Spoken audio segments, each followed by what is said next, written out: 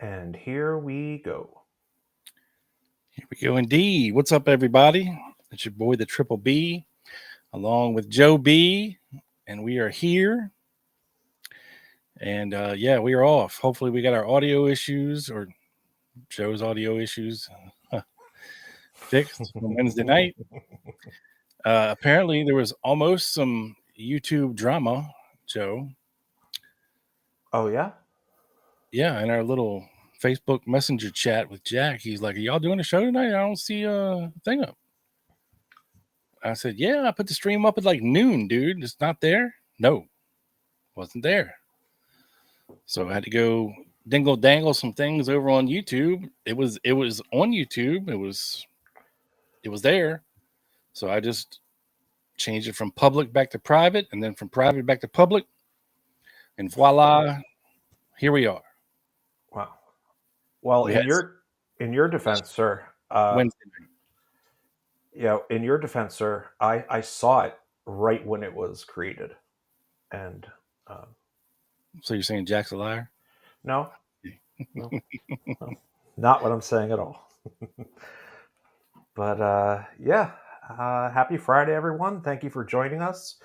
We have a great show for you tonight, but let's welcome some of the people in, shall we, Rob? Yes, let's shall. Sally. Hello, Sally. Sally, the new mom of 3 kittens. Wow.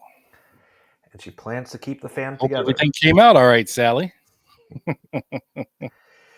She plans to keep the fam together. So we love that. Well, God bless you.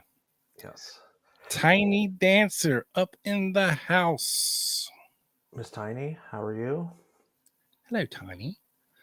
The Double B, Mr. Brandon Baldrick up in the house. Joe. We love the man, the Double the B. legend, the Double B. Let's see who else is up in here. Trey. Shreveport Trey. What's up, buddy? Glad to see you here. Ain't nothing wrong with spaghetti night, buddy. I will be having spaghetti this Sunday night, Joe. Ooh. Yes. That's when the Italians usually do their spaghetti night. Sunday nights. We're keeping it traditional. I like it. Spaghetti night in Shreveport. There's Jack. What's up, Jack? Thank you, thank you, thank you. Dun, dun, dun. Paul Vines up in the house. Howdy, sir. Hey, Paul. Anthony Thripp, the best goddamn carpet salesman in Australia. Just waking up down there. What's up, Anthony? Wow. Time differences, man. They're crazy. I know. We're worldwide, baby. Worldwide. I'm scrolling. Just bear with me. Everybody's been in here chatting up a freaking storm without us, Joe. I gotta go through the list. South to west, what's up? See you hiding in there, sir. Hello. Scott. Hello, Scott. James, what's up, James? Old Jim Smith. Old Jimmy Smith up in the house. We're just getting to 7:00. Right? I love that it's a party in here before we even show up. Oh, damn. The Double B done gifted 5 memberships, Joe. Wow. Off the Bizat for South to West, our Rocket Queen Colleen, Cammy, not a chick, Cammy, Umbrella Man, and Joe. Jesus Christ. Aren't you the lucky boy? That's like the 3rd time I've been gifted a membership. All right. But I did give back 5 that weekend I was away a couple months ago. So I guess I'm still +2. But Paula Jane. Hey, Paula. Hey, Paula, how are you? Welcome back to the fold, sister. And I think that brings us to the end, Joe. I'm sure some more stragglers will come tumbling and stumbling up in here. So, Saturday night was a debacle, or Wednesday night was a debacle. Sorry for the members. But y'all stick with us, man. I mean, Joe, this channel has over, I think, 50 or 60 members, and people keep re-upping. Paul has just re-upped. So thank you from the bottom of our heart. We appreciate each and every one of you for being channel members and it out with us and showing up and showing out every Wednesday and Friday night and getting up in the chat and opening your lips and being heard and joining the party because we have fun here. We have fun here. And tonight is no exception. Hence the title of the show, Fingering the Wrong Suspects, Joe. Always bad when you finger the wrong suspects. I'm sure there's a joke in there somewhere. Or the wrong hole. But tonight we're going to be talking about Edwin Walker, General Edwin Walker, who I'm sure fingered many things in his life, wrongly or rightly.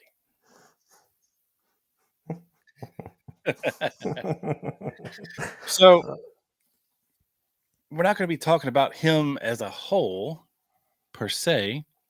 We're going to be focusing on the event that happened on August 10th, 1963, where supposedly 2 days prior to this, on April 8th, he returned home from being on the road cross country, where him and the Reverend Billy James Hargis were doing their midnight ride across the country, where they were grifting the nation.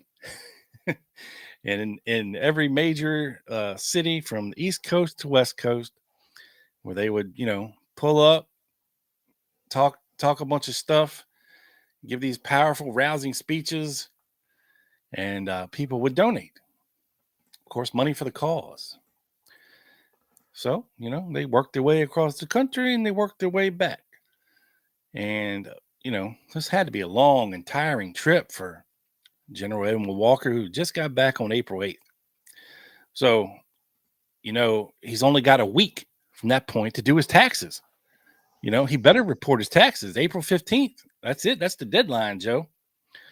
So, he gets home on April 8th and he probably is like, on April 9th, I really don't feel like doing anything. Oh my God, I'm so tired. And then April 10th, maybe he catches up on his laundry or, who knows, cleaning the house, whatever.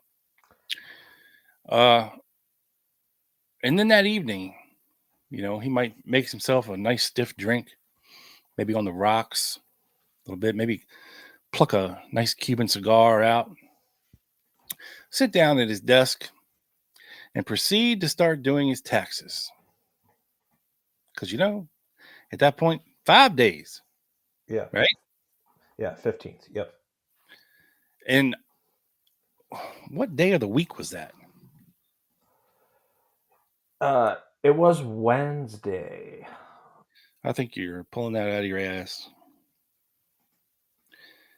April 10th, 1963, day of the week. Oh, it was Wednesday. Oof. Well, how about that? You got me worried because I was like, is it Wednesday? So the 10th is a Wednesday, right? Yeah. The 11th and the 12th, that's Thursday, Friday. 13th is Saturday. So Monday's the 15th.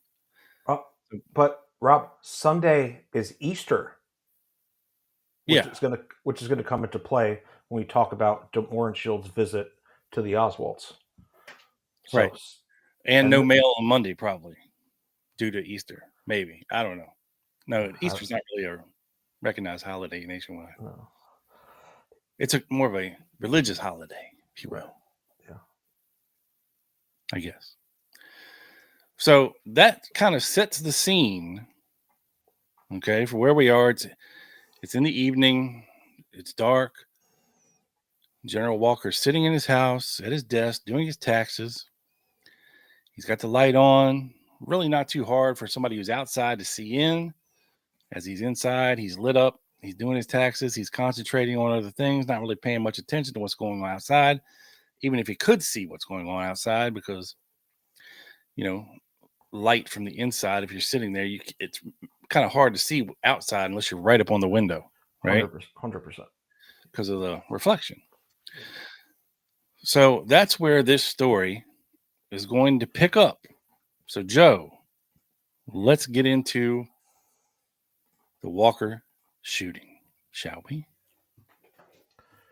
Sure. So at about 9 p.m., a bullet narrowly misses Mr. General Edwin Walker as he is dutifully doing his taxes there. And I'm just going to pick up right away instead of me screwing around with the events here and go right to the police report as wrote up on that night. And I think you're going to talk about the ballistics in a little bit, but this is Yeah, don't steal my thunder, man. No, I'm not. This is City of Dallas report, April 10th, 1963. This date, April 10th. Detective Van Cleve and McElroy arrived at 4011 Turtle Creek shortly after the incident was reported. And this is the only acronym I couldn't get, the COMPL. The what? COMPL. Period. Yeah, I don't know. So it's short for something. It's like, I don't know, the victim, right? I guess, for lack of a better word. Maybe someone could fill us in. Stated that he was sitting at his desk in the den doing his income tax return when the incident occurred. Officers observed that a bullet of unknown caliber, steel jacket, had been shot through the window, piercing the frame of the window and going into the wall above Walker's head. The bullet lodged into some paper in the next room. Walker stated that when he heard the noise, he thought it was some sort of fireworks. Shout out to our July 4th episode, fireworks. Upon observing the evidence, Walker ran upstairs to his bedroom to get a pistol. He said that he has no idea of who could have committed this offense. The spent bullet was given to Detective B.G. Brown at the scene. We searched the grounds at the rear of the house and also the alley with negative results. We also interviewed Robert Surrey, white male, 35, of 3506 Lindwood Lane, who was at the scene upon our arrival. So he was already there. The subject is a business associate and aide to the complainant. There we go. The complainant. COMPL. That's a weird word to use. The complainant. Mr. Surrey stated that last Saturday, April 6th, at about 9 p.m., he drove up to the alley behind Walker's house and noticed that two white males, no description, sitting in a 1963 Ford dark purple or brown, parked at the rear of Walker's house. Mr. Surrey also stated that he observed these two men get out of the car and walk around Walker's house. Walker did not seem to be disturbed about the incident. Mr. Surrey, it was obvious that there were no license plate on, said it was obvious there was no license plates on the 1963 Ford. So that is day of, or hours of, what Surrey said happened. Continuing. Contacted Walker in the state through interviews. This is the next day now. Through interviews with the employees who are all voluntary workers at this location. General Walker stays in this house at night alone. Yeah, right. Investigation reveals that an unknown assailant, in all likelihood, fired the shot from the alley directly north of the rear part of the house. Investigating officers found a very small chipped edge at the top portion of the rear fence. The small chipped portion indicated that something had been laid on this board very recently, as this was a fresh chip. In lining with the path of the bullet, it would indicate that the shot was fired from just below the chipped portion of the fence. The bullet struck the window frame near the center-looking device. I think that means window. From the point where the bullet hit the window frame to the point where it struck the wall, it is a downward trajectory. Backyard is an upgrade to the alley. The fence in the rear of the house at the alley is a lattice type fence made out of wood, approximately 1x6, with approximately 8-inch open spots. It is the investigating officer's opinion that the shot was fired from just below this top edge of the fence. The Walker home is adjoined by a parking lot of a church to the east. The alley runs into... Joe, did you say 8-inch open spots?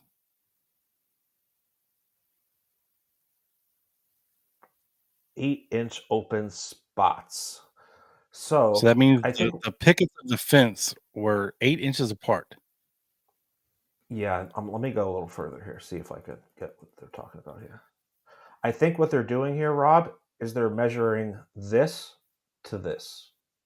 Oh, okay. I was going to say, I thought the pickets themselves were inches apart. I was like, that's a pretty shitty fence. I think they said 6 by 1, 6 inches. Not that there's anything wrong with that. By 1, I don't know, but I think what they're talking about are the slots are 8 inches here. I think that's what they're referring to. It is written. Joe was very proud of his Mighty Six. Now you distracted me. The alley then the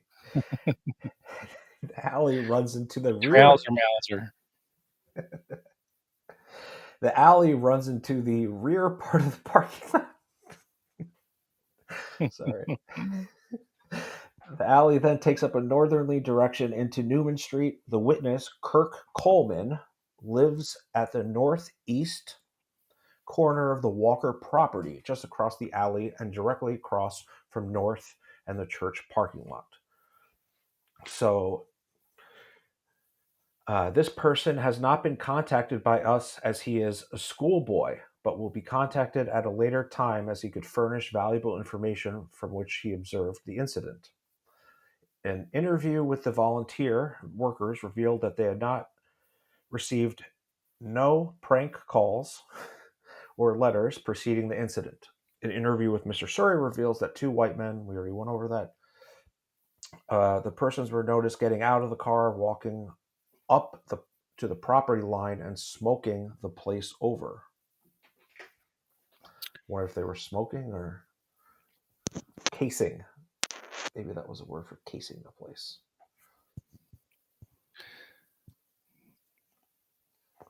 Mr. Surrey became suspicious of these subjects and followed the car away and couldn't get a license number. He states that there was no license plate, which we already went over. A thorough search of the premise revealed no spent cartridges, no tracks, or other evidence of value.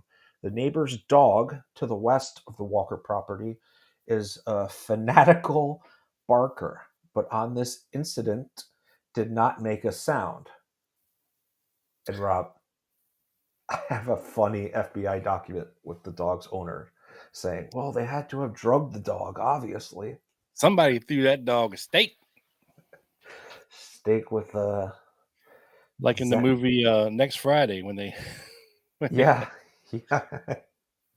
That's what she's saying here. Dog high.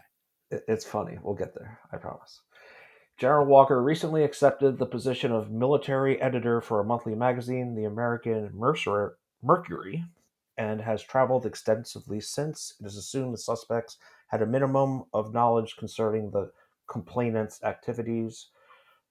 From where the complainant was and from where the shot was fired, the distance is approximately 35 to 40 yards with a clear view as there were no window shades. Now back to essentially the only witness, this white male, 14, Kirk Coleman, of 4338 Newton, stated that he was in the back room when he heard a noise. He thought it was a blowout. The boy who was with him, Ronald Andreas, white male 19, also said it was a gunshot. Kirk stated that he ran out the back and climbed the back fence and saw a man getting out into a 1949 or 50 Ford. Lieutenant Green or Lieutenant or light green or light blue and Was he take getting out off. or getting in? Well, we'll see what he says here. Well, you already said he was getting out. But I think that's wrong. He climbed the back fence and saw a man getting into a 1949 or 50 Ford. Oh, light green, light blue. You may have said that wrong, but okay. Okay, thank you for clarifying. Yes, so he saw him getting into the car, into this Ford. This was on the parking lot of the church next to General Walker's home. Also on further down the parking lot of the church next to General Walker's home was another car, unknown maker model, and a man was in it. He had the dome light on, and Kirk could see him bend over the front seat as if he was putting something into the back floorboard. The only description Kirk could give on this car was the fact that it was black with a white stripe. The other boy, Ronald, did not climb the fence, so he did not see this. Sorry, these lines are hard to read. The only description the boy could give on the person who got into the Ford was that he was middle size and had long black hair. There were several other cars in the parking lot because some function was in process at the church. The church has lights for the parking lot, but Kirk stated that these lights were not on. The person that was in the Ford took off in a hurry, but the person in the other car did not seem to be in a hurry. So the two people he sees goes into two different cars. One takes off quickly. The other Does he does not. see three people altogether or just two? Apparently, he's saying they're getting into two different cars. Right. Two people in one car and one person in another car. Yeah. So three people total. Yeah, three people total, two cars. Yeah, because the person that's sitting there was separate. Okay. I got you. Thank you. This boy made me promise that he would not get in the newspapers. His name is already in the newspaper, and he said he is scared to death the assassin will attempt to do away with him. So I'm awful scared, sir. Yeah, which makes me think, Rob, this date of this document is the 11th, right? The day after. How the hell was he in the paper already? That's interesting. Maybe some boy witnessed it. Press didn't fuck around back then, man. They put news is news. That's true. Somebody tried to kill a major general in Dallas and missed. He also stated that the part in the newspaper article about him saying that several people were in the Ford was wrong. This officer had a squad to come out to assure the boy and his family that they would check the house for them. We observed a plain car with a uniformed officer as he kept circling the parking lot in General Walker's home with his lights out. This made Kirk feel a little better. This office remains pending on this incident. So, all right, that's the day of and the day after. This is 2 days after, on the 12th, which would have been that Friday, I guess. Investigating officers interviewed Mrs. Julia Necht. Miss Necht stated that the subject, and she's going to talk about someone we talked about a couple weeks on the show, Rob, 2 weeks ago, I think, William Duff, who was actually the only suspect that the DPD investigated. And I'll recap that in a second. But Mrs. Necht, who was General Walker's kind of secretary, and Surrey initially suspected Duff because he had recently been kicked out of the house. So that's where their kind of first suspicions went. Mrs. Necht gave investigating officers information that Duff had become engaged to Miss Whitley. Oh, that's the neighbor down the street's daughter. And he'd been borrowing money from her mother. Duff gave his full name to Miss Whitley as William McEwen, and Miss Necht stated that Dr. Ruth Jackson, who lives next door to the general, has a dog that barks at everybody and everything. The night of this offense occurred, Dr. Jackson's dog did not bark at suspects. Investigating officers received further information from Ms. Necht that Dr. Jackson's dog was very sick yesterday and is also very sick today. Reason for this illness is unknown at this time. So that is April 10th, 11th, and 12th, 1963. Right? Okay.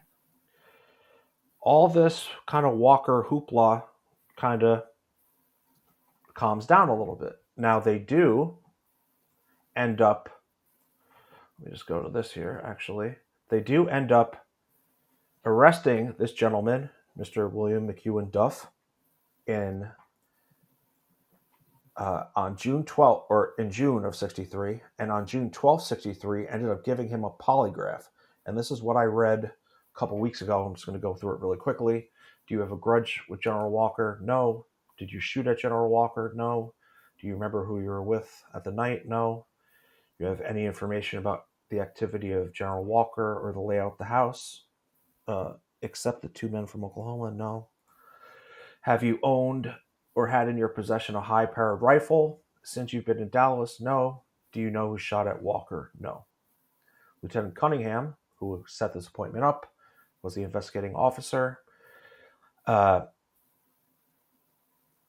Taking everything into consideration, it was the opinion of this examiner that Mr. Duff was truthful of all questions except question number 3, due to a lapse of time, didn't know exactly who he was with that night. So that's what we went over. So after June,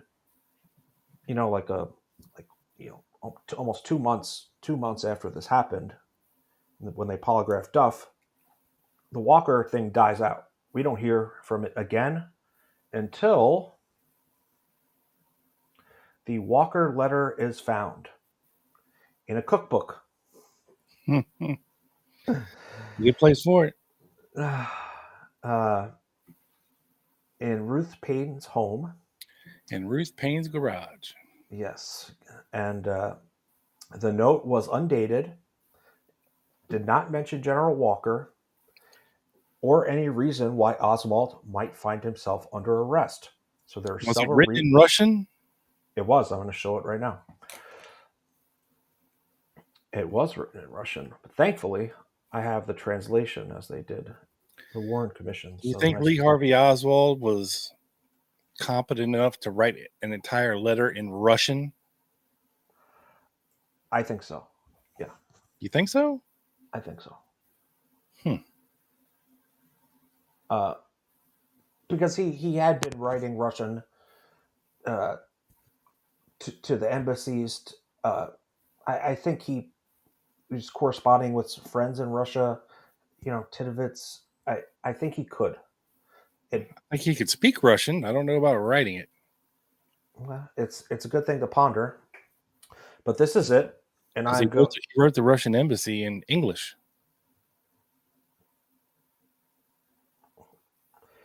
He might have. I'm not 100% sure on that, but I think. I'm just saying, given his language skills, lack of education, we've seen his English writing, and it ain't very good.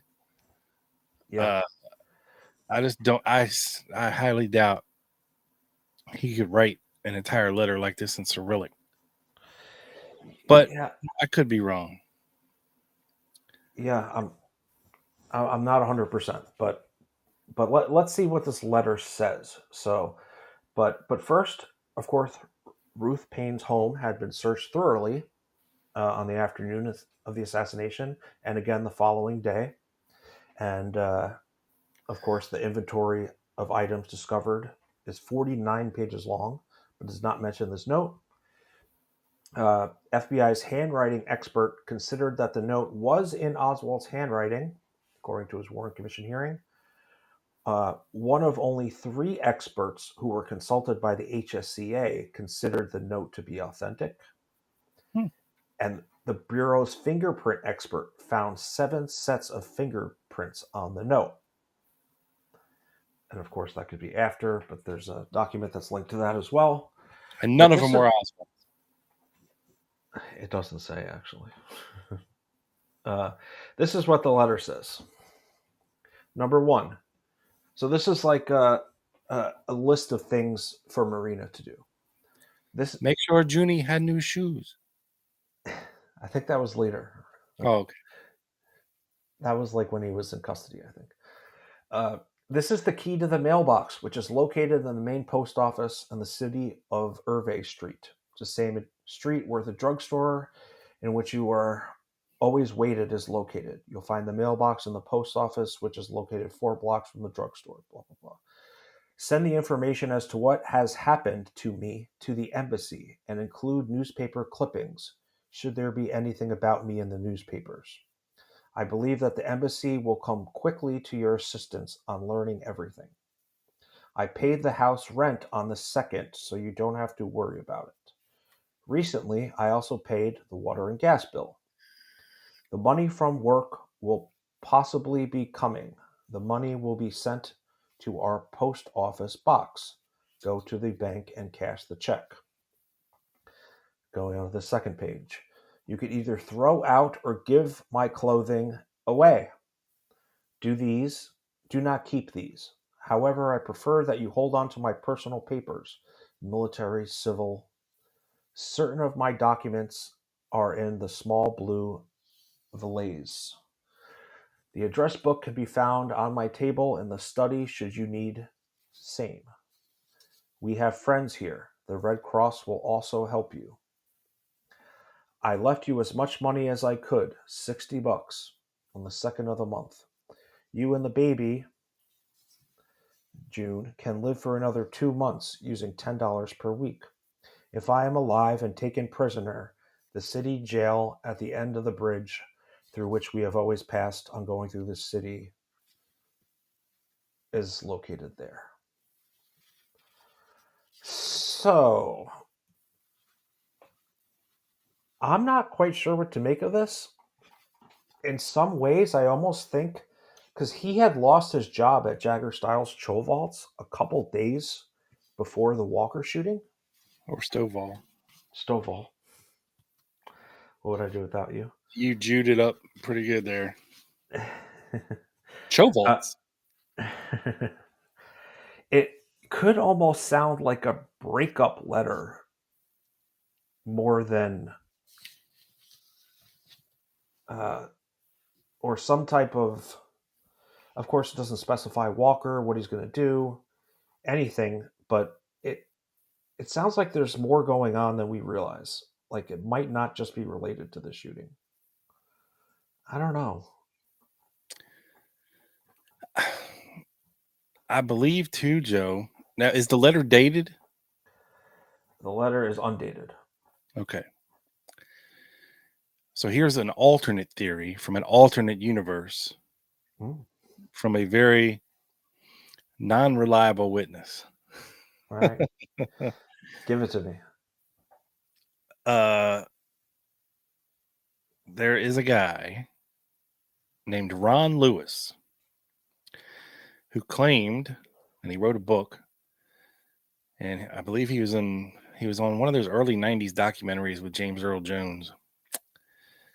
And he claimed to be Oswald's friend in New Orleans and Dallas. Or he claimed to at least definitely be his friend in New Orleans. And he said that Oswald told him that he was going to possibly go shoot. Was it Huey? It wasn't Huey Long, I don't think. Because I think Huey Long had died at that point, right? I believe so, yeah. Let me look at yeah, he died in 1935. Yeah, wasn't him. But he had children, right? Was it Russell Long? Yes. Okay, so I believe Ron Lewis claimed that Oswald told him that he was going to go shoot Russell Long. for some reason. He was a senator from Louisiana from 1948 until 1987. Right. That's, of course, who Jim Garrison famously had that conversation with on the airplane, right? About the Warren Yeah. Commission in the movie JFK. Yeah. And side note, born in Shreveport in 1918.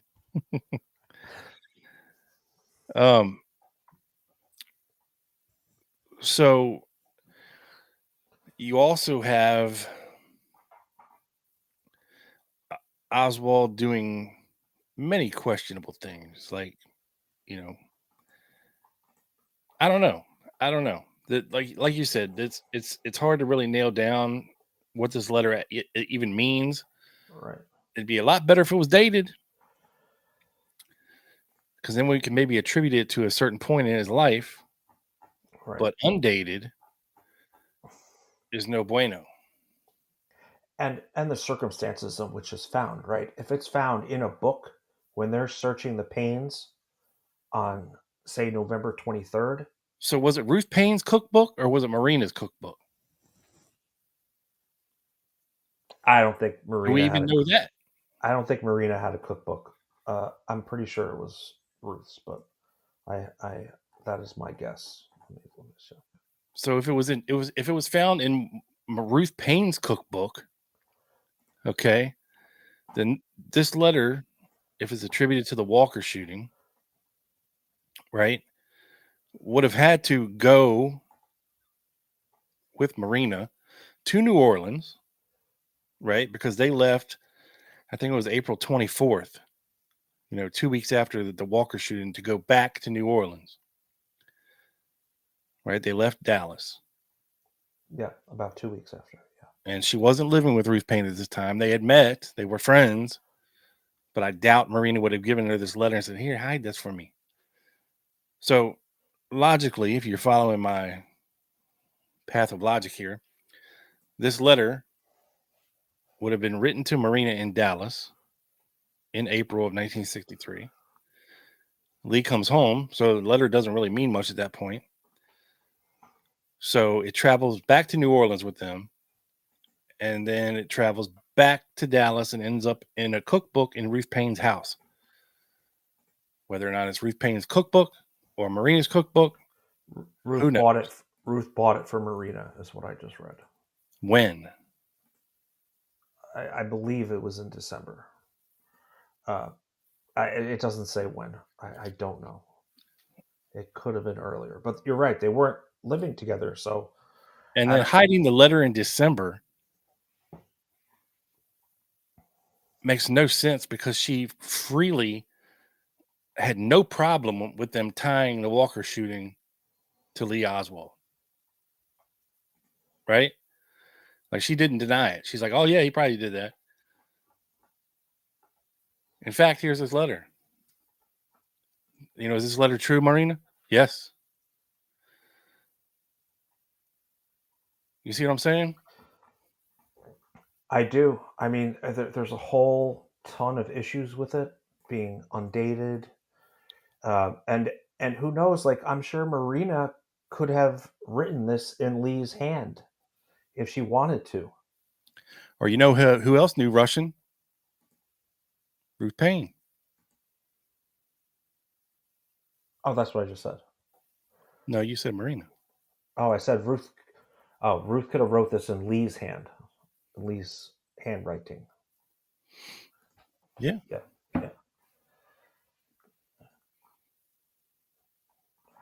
So. Yeah, I just don't know how much we can attribute this letter to the Walker shooting, is my point. I agree. I don't think we could attribute much at all undated, especially if the HSCA handwriting experts were in agreement. It's a stretch to attribute this to the Walker shooting, right? Yeah, Ruth is so damn hot. Mm-hmm. So, okay, so where are we? We're at the Walker letter. So, of course, that starts off a whole hoopla of documents going back and forth. Bring this back up here. You have Lieutenant Cunningham, who was in charge of the Duff investigation, saying that no suspects. This is December 7th, about a week after the Walker shooting, a little less. Stated that no suspects had been developed in the Walker shooting incident, which occurred allegedly 9 p.m. April 10th, 1963. Hang on, Joe. Did you just say it was a when? This is December 7th. Okay, that's a lot of months past the Walker shooting. Oh, I'm saying the Walker letter found. Oh, okay. I'm sorry. William Duff was the only possible suspect we looked into, and states that he had never heard Lee Harvey Oswald's name, blah, blah, blah. So there's no, they never came up with any suspect past Duff, and they ended up clearing him based on the polygraph. So this, of course, was Duff, as I showed you. So now let me... Handsome fellow. Yeah, right. Thick neck is, I think, what you call... What you know what they say, Joe? I've heard, yes.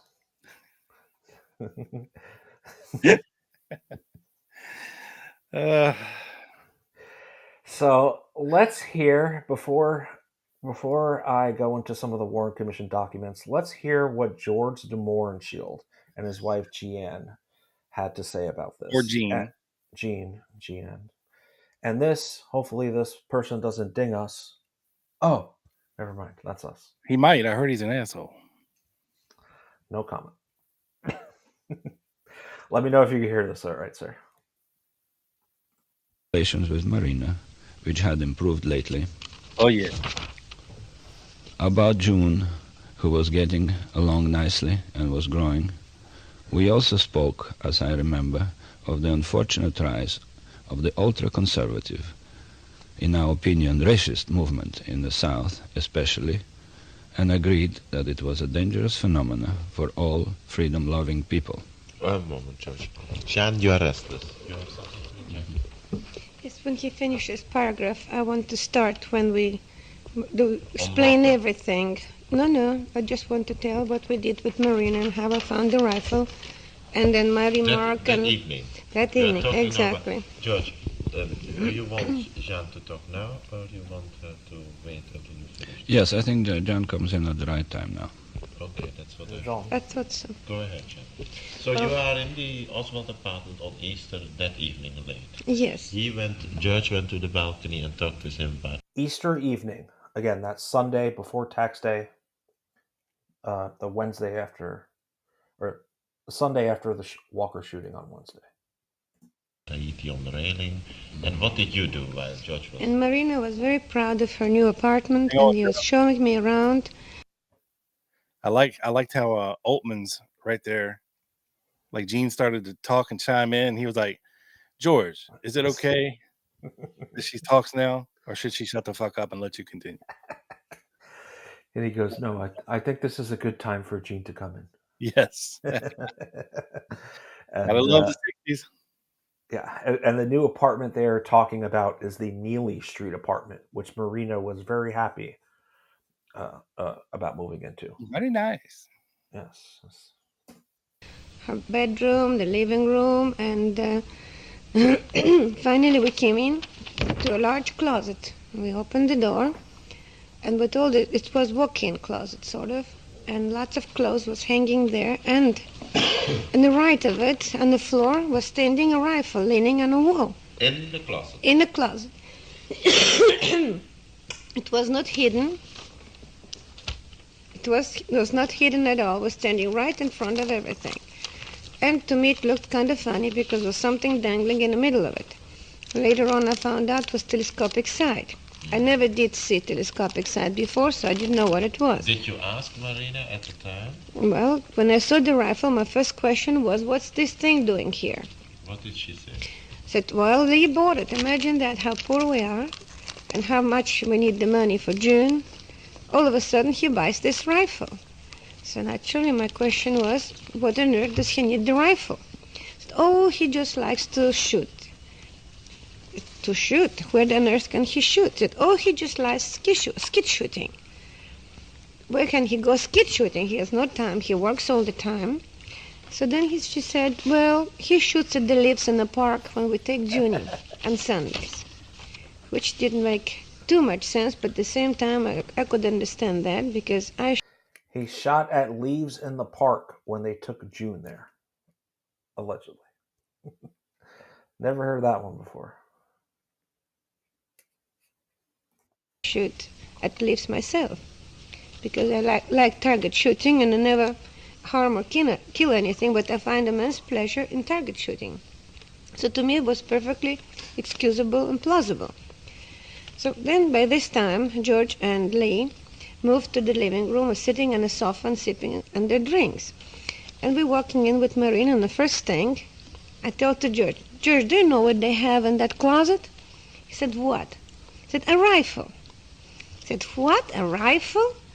I said, yes, a rifle, imagine that. I said, did you take by any chance a pot shot at Walker and start laughing? General Walker, you mean? Who Yes, said that? George. Yeah. Did you take a pot shot at General Walker? Ha, ha, ha, ha, ha, start laughing his head off. Now here the reactions was hard to judge for us because we thought it was very funny, and of course it was a stupid joke, but just 3 or 4 days before that there were attempts on General Walker's life in Dallas, in the very neighborhood close to where we were living, in Turtle Creek.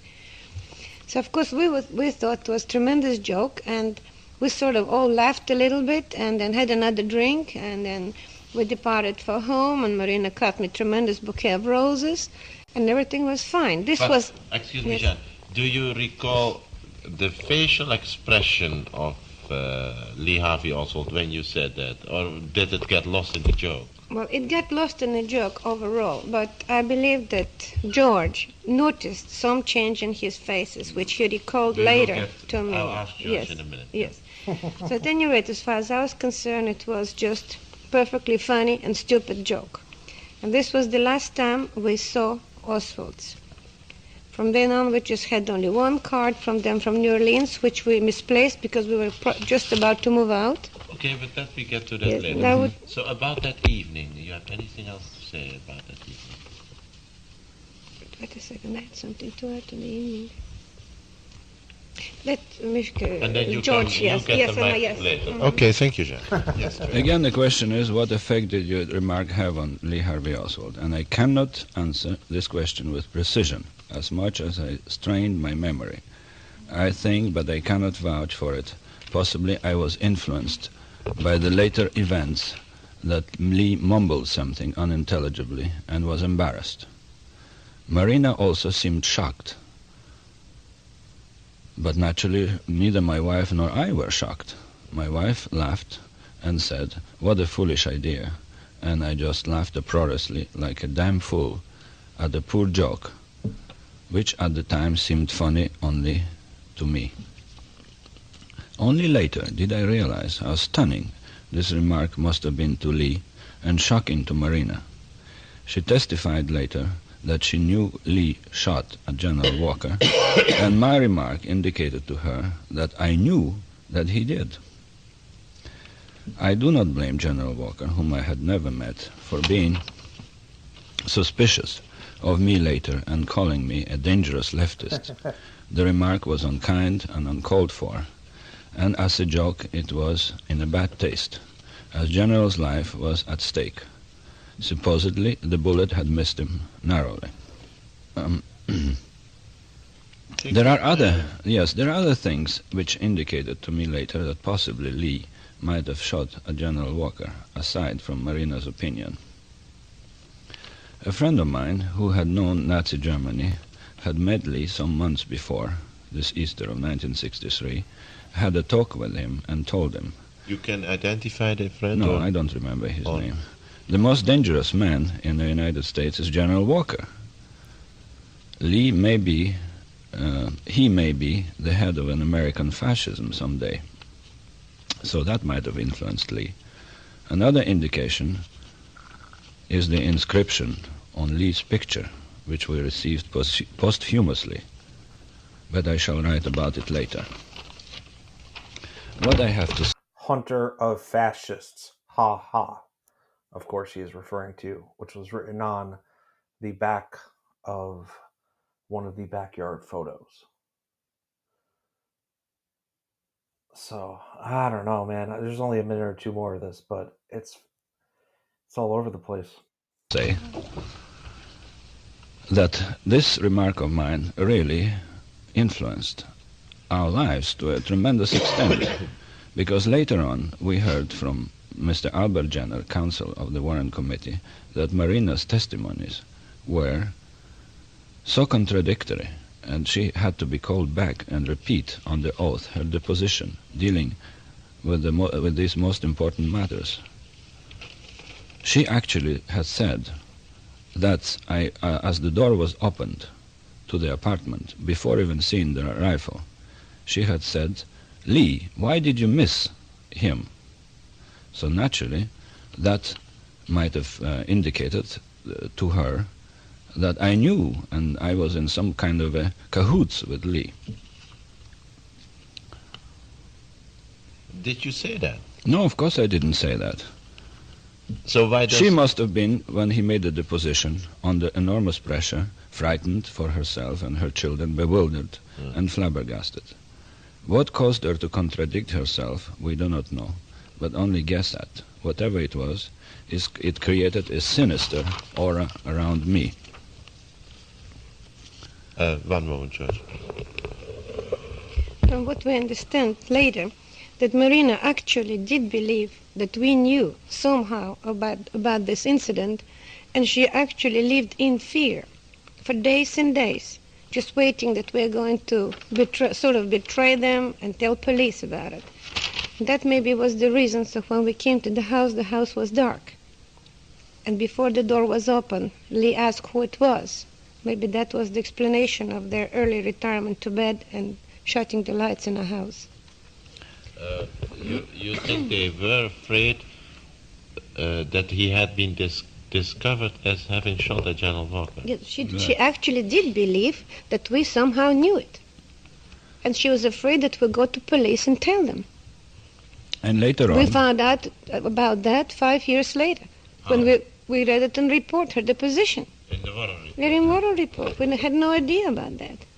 And later on, of course, we saw in the Warren report, and the counsel of the Warren Committee told us that she said that we knew that Lee had shot at General Walker. But later, in the same Warren report, she contradicted herself and said that George probably just guessed that Lee had shot at General Walker because he was an intuitive person, that I was an intuitive person, and knew Lee very well, and therefore I made a guess which hit the target. Anyway, whatever it was, we'll talk about it later. But that particular evening of Easter 1963, we finished that evening in a most amiable manner. We walked in a little garden behind the house. There were roses in bloom. Lee and Marina cut a gorgeous bouquet of roses for Jeanne in appreciation for the pink rabbit brought for their child.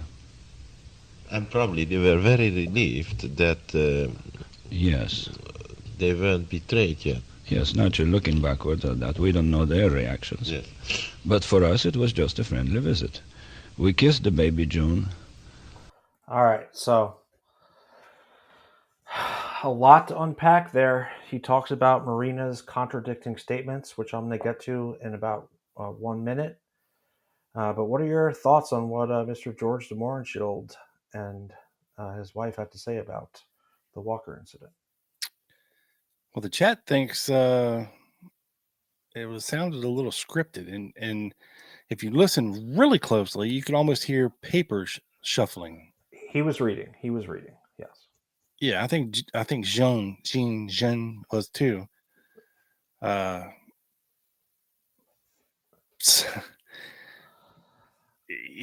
don't know. Like I said, this is part of a long ass interview. It was almost 4 hours long, right? More, yeah. Yeah, or more, maybe 6. 4, yeah. This is 4.5. 4.5. yeah, it's a long one, and there's a lot of information in there, and I'm pretty sure most of it is definitely scripted. So they could. Well, I don't know, word for word, I don't know, but maybe definitely bullet points, outline type thing. Yeah. Something to just help them remember things, because like you heard the Mohrenschildt say, he's like, if I'm trusting my memory, it's so long ago, I don't want to say that he did or he didn't, but maybe events later changed my memory. Right. I don't know what it means. I mean, we know Oswald allegedly, supposedly, had ordered the rifle and received it in March of 1963, which was literally like a month before this little Easter get-together, right? Mm-hmm. Of course, there's problems with ordering the rifle and all that, which we've done on other shows. But here we have two eyewitnesses, not just one. I mean, they are husband and wife, but they really don't have a dog in the fight, and they're saying that there was a rifle in the Oswald's closet. And jokingly, he's like, yeah, you weren't that idiot that took a pot shot at General Walker and missed, were you? Ha ha ha ha. And the fact that they both turned kind of mortified, and instead of being like, yeah, right, George, what are you doing here? They didn't have an immediate, like, quick, witty comeback. Right. Yeah. It's a little sketchy, but it doesn't prove anything one way or the other. No. He didn't say yes, although he Oswald supposedly told Marina later that somebody at that party had pointed out that General Walker was a huge fascist, right? And well, if somebody, he made the comment, well, if somebody would have killed Hitler, before he did what he did, it would have been a great service to humanity. So maybe somewhere in his twisted brain, he thought, well, somebody kills Walker, before he gets into some kind of power and can really do harm, he'd take him out and he'd be doing the world a favor, type of thing. I don't know. Yeah. And the other damning thing is it's not just this.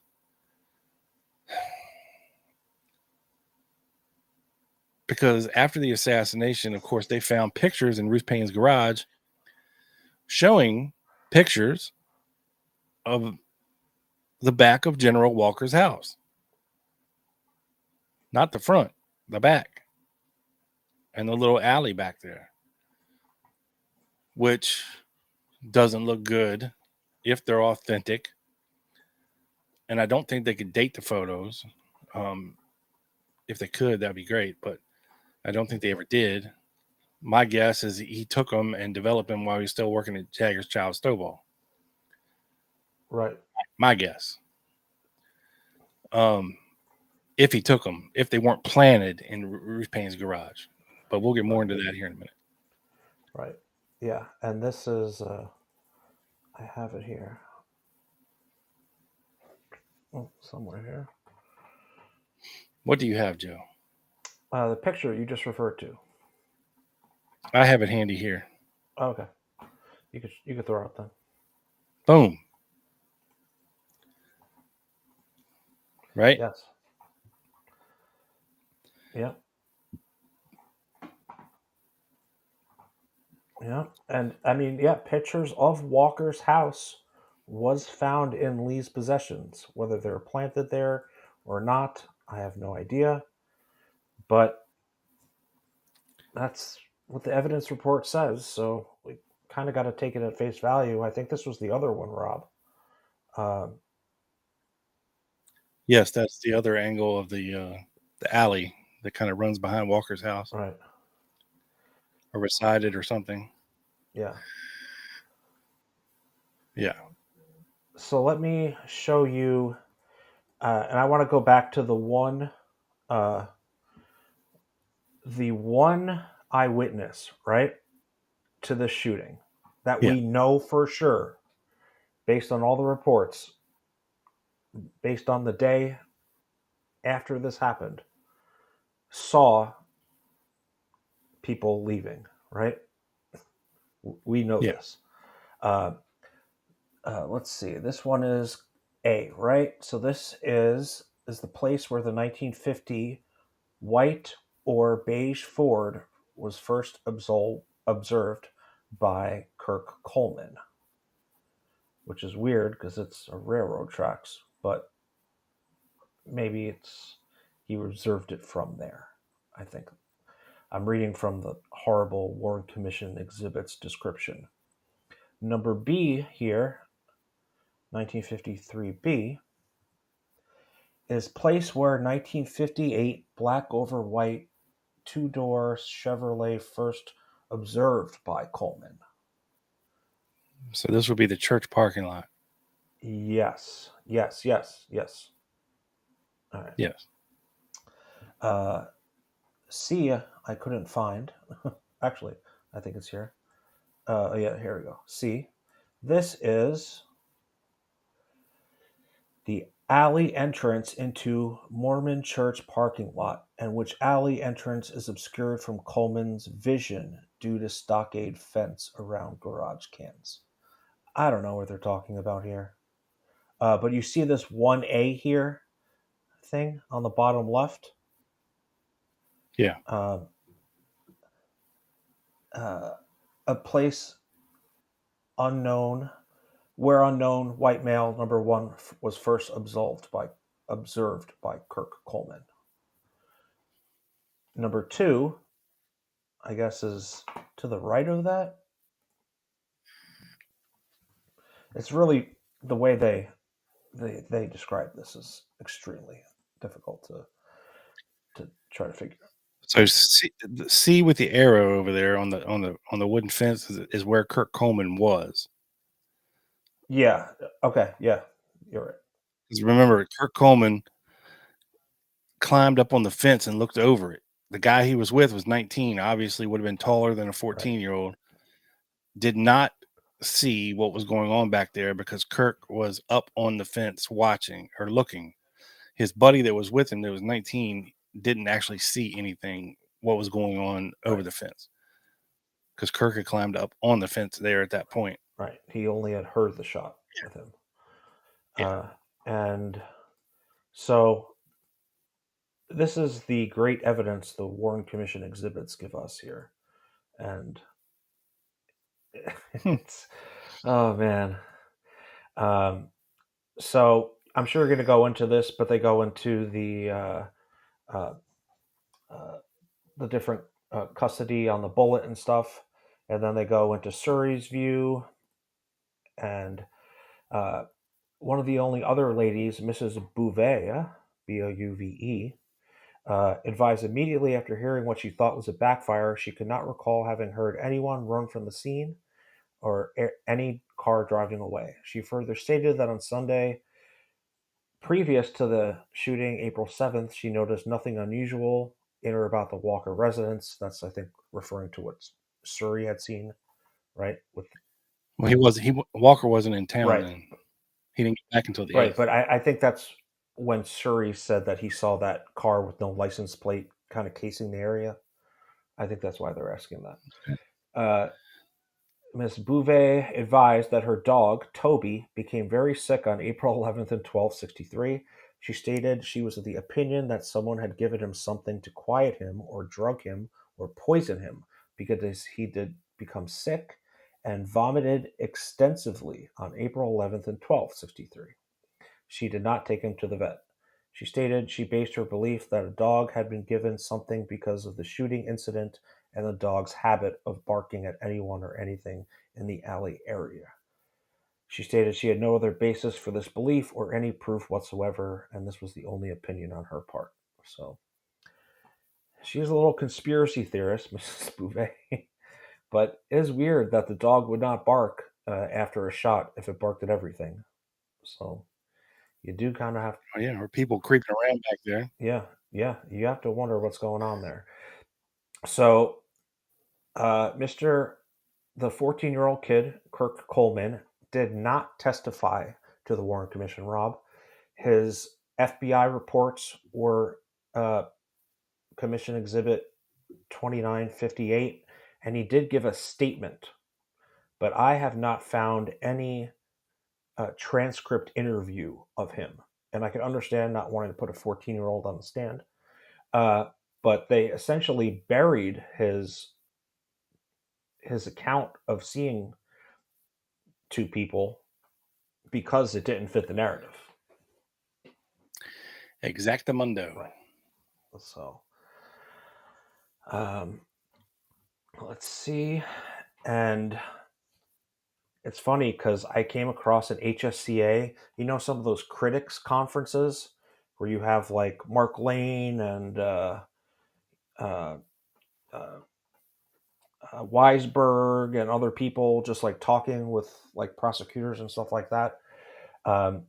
They said, they brought up the fact that like why in such the only person that allegedly saw someone running from this crime, why this guy wasn't called to the Warren Commission and why the statement was just included and buried in the index.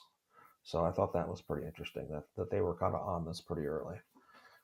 And we've talked about Marina's, and kind of George talked about it actually, talked about her different testimonies, conflicting testimonies, and I'm just going to forward this a little along here. Following his unsuccessful, this is a Warren Commission report summary of her testimony. So this is from the Warren Commission, so keep that in mind. Following his unsuccessful attack on Walker, Oswald returned home. He had left a note for his wife telling her what to do in the case he was apprehended. We read that, as well as his notebook and pictures of himself holding the rifle. I think they are kind of conflating those two events there, right? The left pictures of himself holding the rifle. She testified she was agitated because she had found a note in Oswald's room where she had gone, contrary to his instructions, after she became worried about his absence. She indicated that she had no advanced knowledge of Oswald's plans, that she became quite angry when Oswald told her what he had done, and that she made him promise to never repeat such a performance. Right? When they asked her, well, why didn't he get rid of the book after that? He forgot about it. But apparently after he thought that what he had written in this book might be proof against him, he destroyed it, the book with the Walker plans. She later gave the following testimony to the Warren Commission. After he brought the rifle home then, he showed you this book. Yes. And you said it was a good idea to keep this book? It was not a good idea to keep this book. Yes. And then he burned the book. Yes. Did you ask him why he had not destroyed the book before he actually went to shoot Walker? It never came to me, of course. So here they're saying they burned this book after, but some of the pictures that he had took were taken out of the book. And that's where they found him in Oswald's possessions after. Everything is a mess, man. So I just want to do one more thing really quickly, and that is private correspondence between J. Lee Rankin and another Warren Commission attorney, Norman Redlich. Norman Redlich writes to J. Lee Rankin, of course, the head lawyer, and they talk about James Herbert Martin, but he goes, I'm going to skip that.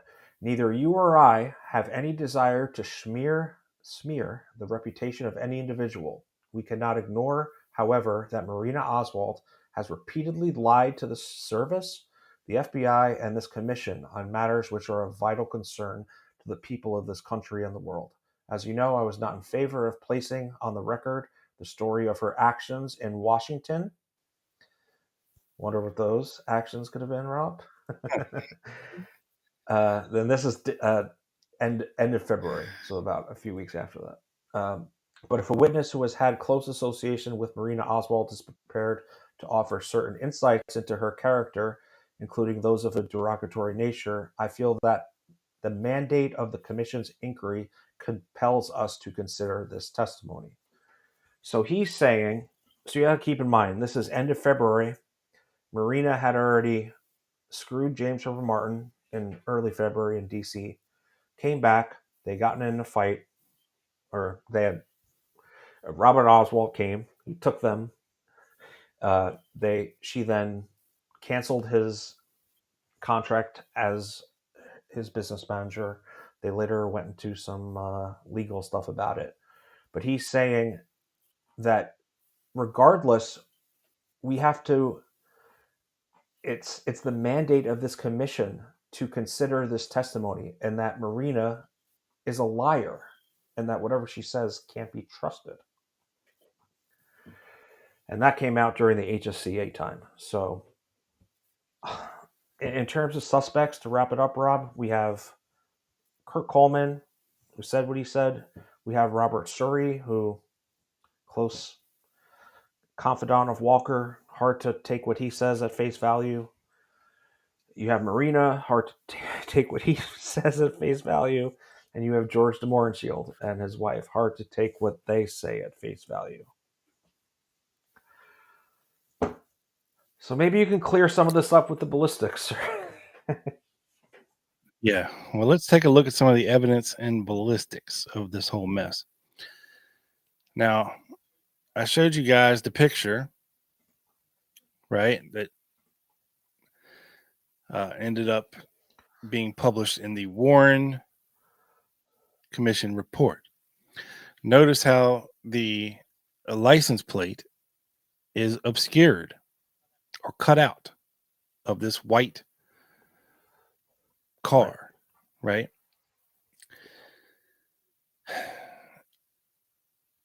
Now, this was deemed odd, right? So, on May 13th of 1964, there was a letter written from the Warren Commission, specifically Richard Russell, John Cooper, Hale Boggs, Gerald Ford, John McCloy, and Alan Dulles. So these are the actual commission members. This is not junior counsel. These are the big swinging D's, right, of the Warren Commission. Yeah. May 13th, 1964, they're writing J. Edgar Hoover, Director of the Federal Bureau of Investigation. Dear Mr. Hoover, we note that one of the photographs purporting to depict the house of Major General Edwin Walker, which photograph has been marked as Commission Exhibit Number 5 and as FBI Inventory Number 369, has been mutilated in such a way to obliterate the license number of an automobile which appears in the photograph. Right? Take a look at it again. You see what they're talking about. Would you please advise concerning the circumstances under which and from whom your bureau obtained the above photograph, and as to whether or not the picture was so mutilated at the time it came into your possession or into the possession of any other person or organization from whom you may have obtained it? Yeah. We would also appreciate the automobile in question identified. Since the photograph purports to depict General Walker's house, the general could probably identify the automobile himself as well as the house. And I'm looking at a copy of this memorandum, this letter, and somebody hand wrote on here, "Do not interview Walker without me." And I can't see who it's signed by. It says something, but I can't make out the initials. And this letter is checked off at the FBI as being seen by Mr. Belmont, who was high up, Mr. Conrad, Rosen, and Sullivan at the FBI, as well as Hoover. Tolson is not checked off, by the way. Now, the interesting thing about this photograph is in 1969, when Jesse Curry released his book, okay, he showed pictures, evidence pictures, supposedly of a bunch of stuff taken from Ruth Payne's garage. And some eagle-eyed first-generation researcher noticed that in the initial Dallas police photographs of the cache of stuff found purportedly of Oswald's possessions showed a copy of this photograph. And you know what, Joe? What? The license plate was not obliterated in this photo. So here it is, folks, severely zoomed in on. Now, what you're looking at here is a very zoomed in picture of the picture in question of the back of General Walker's house. Now, there's some kind of an envelope or something laying on top of the picture. But the important part of the picture, which is the license plate of the car, which you can clearly make out where the car is here, is not cut out. Bottom right corner of the envelope. Yes. Yep. I don't know if you can see my little cursor there, but right there. Yep. There's no big black spot. Yeah, it's very different looking than this. Yeah. Okay. And Rob, go back to that. You almost have to wonder why that envelope is on top of that too, in the way that it is. Yeah, I don't know. I mean, look, this was just a pile of miscellaneous shit laid out, and they took a picture of it. This is a very zoomed in picture. It's a very tight shot of a lot of shit, right? Mm-hmm. And maybe they put it on there because the photo was curling up on them or something. It appears to be curling up on the right side there. So maybe they laid something on it so it laid a little more flat. I don't know. Yeah. It's who weird. knows? But what I do know, Joe. Just want to say goodnight, Double B. He has to head off early in the morning for football, soccer, family get-together. So thank you for your gifting 5 memberships, sir. Have a good night. Yes, thank you, Brandon. Enjoy your weekend. We'll catch you on the replay crew. Yes. Don't forget to hit that like button, folks. The bang. Here's what I do know about this photo, Joe. So when it went into Dallas police custody, i.e. the evidence, right? It didn't have a hole cut in it. When it was sent to the FBI and they were photographing everything and you know, itemizing everything, it did have a hole in it because this is the way the FBI turned it over as part of the Warren Commission exhibits. So that tells me somebody at the Dallas police, either at the request of General Walker, obliterated the license plate of this car before they turned it over to the FBI. Okay. Yes. Because they probably they found this, and I don't know if some eagle-eyed investigator said, "Oh, that looks like the General Walker's house," and took it over to him, and kind of showed it to him, and he was like, "Oh man, you got to cut that license plate out. I can't have that out there," something like that. I don't know. Or someone at the Dallas police took it upon themselves after running the plate and seeing who this car may have belonged to, then it's probably best that the license plate get obliterated so as not to pull some random person into the mix. I don't know. All I'm sure of is that the obliteration happened in Dallas police custody. The FBI didn't do this. That's what I'm saying. And when they got it, it wasn't obliterated. And the FBI didn't do it, which tells me, the Dallas police did this. And the Dallas police have a history of doing this. In fact, they had even cut out Oswald out of the backyard photograph and had like a blank in there. So they were definitely manipulating the photos, not to mention all of the odd photos, like the Mohrenschildt photo, the Roscoe White pose, that shows up later that weren't turned over to the FBI or the Warren Commission. So the Dallas police, there was somebody in their photography department who was not above board. Yeah. They were keeping photos, they were altering photos.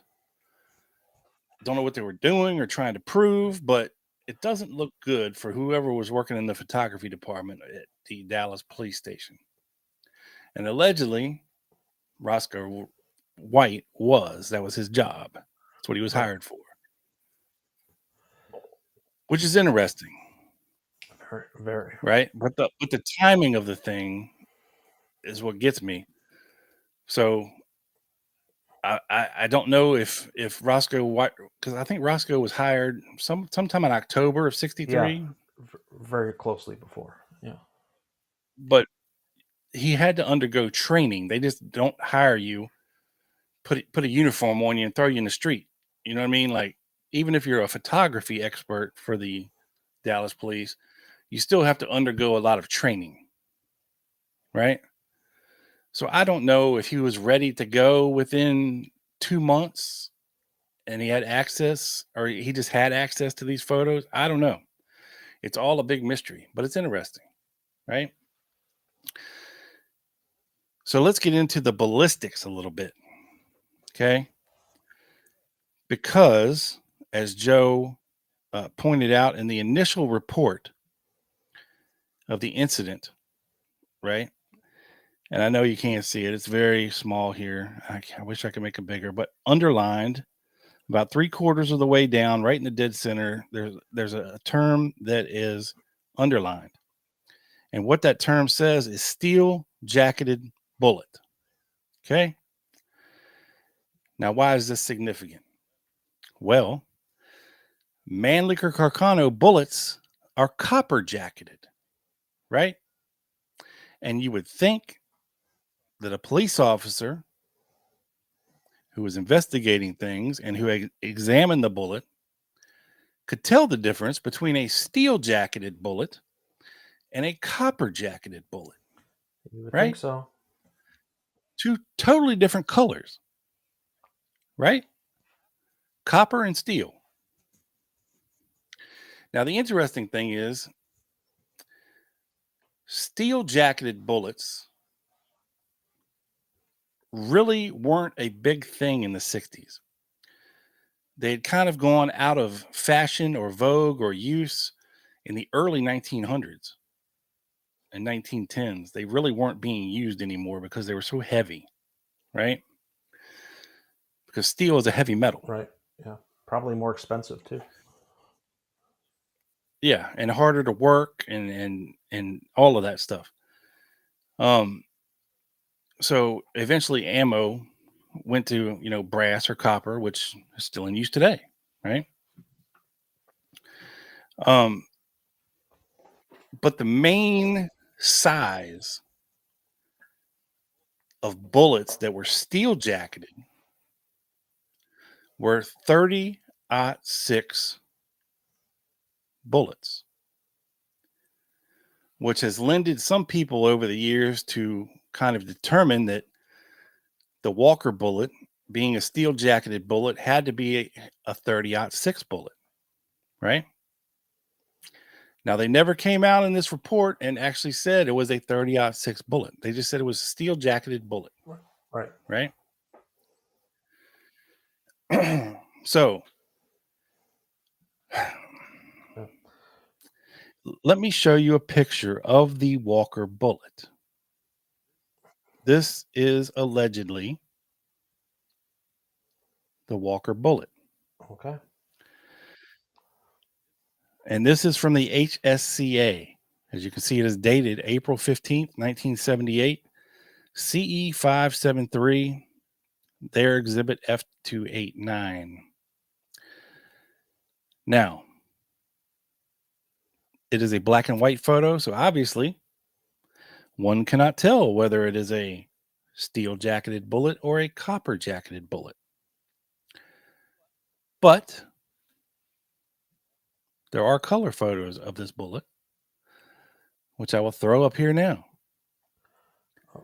Boom. Wow. CE 573 is on the left, and CE 399, of course, the magic bullet, is on the right. Yeah. Now, here's what they're alleging. Of course, inside the copper jacketed bullet is lead, right? That's the gray shit in the middle Right. that you can't see on 399 because it is not deformed. Because it never was actually, it never actually did what it was attributed Right. to do. But the bullet on the left, the Walker bullet, alleged Walker bullet, and I'll tell you why I say alleged here in a minute, hit the wall above, well, it actually hit the windowsill of Walker's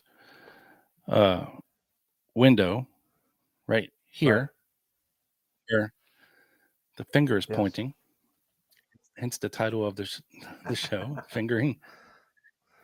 So it hits here, Yeah. right? It zooms past Walker's head, goes in. Oh, wrong picture. Shit. Where is it? Okay.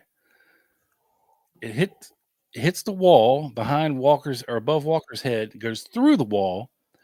So this is actually the exit of the Walker bullet. So this is the other side of the wall. So if Walker's sitting on the other side of the wall, okay, you can't see where he was sitting. So the bullet has come through the wall and it is exited and it is resting on these bundles of paper. Yeah. This is supposedly where they found this bullet laying, just like that. Right. Okay. That hole in the wall a little above the boxes, like right above it. Yeah. Right.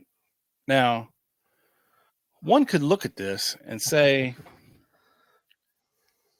this looks pretty damning, right? And I was trying to tell Joe before the show, do you see where it looks like the edge of a coin around the base of the bullet? Yep. Right? Where it has those little striations. Yep. I thought that was something significant, but it turns out that it is not, Joe. It's not anything significant. And here's why. Okay. So these are Mannlicher Carcano bullets in their entirety. Okay. So what those little striations do at the bottom of the bullet is allow it to be seated and slightly crimped into the shell. Okay. So those little striations kind of hold the bullet into the shell. And as the bullet is fired, right, it blows that end out just enough to release off those striations to let the bullet loose and to be fired from the rifle. And then you're left with an empty shell. So those striations at the bottom of the bullet are not specific to the Mannlicher Carcano bullet, is what I'm trying to say. Right. 30 out. Almost all bullets do this. I see. Yeah. Okay. Because it would, at least the older ones, because this was the technology of the time to, keep a bullet in the shell together. Right. So this picture, until the gunpowder pushed it out. So this picture is a little deceiving in a sense. It is a little deceiving because one could say, well, damn, that looks awfully like a Mannlicher Carcano bullet. So. But the coloration of the copper is off to me a little bit. It's off a little bit. You see what I'm saying? Like the one on the right is darker. Yeah. It appears to me in color. Yeah. Now, here is a collection of 30-06 bullets. Could be. They come in various. Could be lighting too, but you never know. Could be. They come in various shapes and sizes. Now, look at the shells. They are all exactly the same size and shape. Right. But the bullet itself can be different. The tip. You have very sharp points. You have a more hollow point. Yeah. And then the one on the far left, Joe, has more of a blunt shape to it. Very Mannlicher Carcano-esque, if you will. If you remember what the Carcano bullet looks like. So look at the one on the left.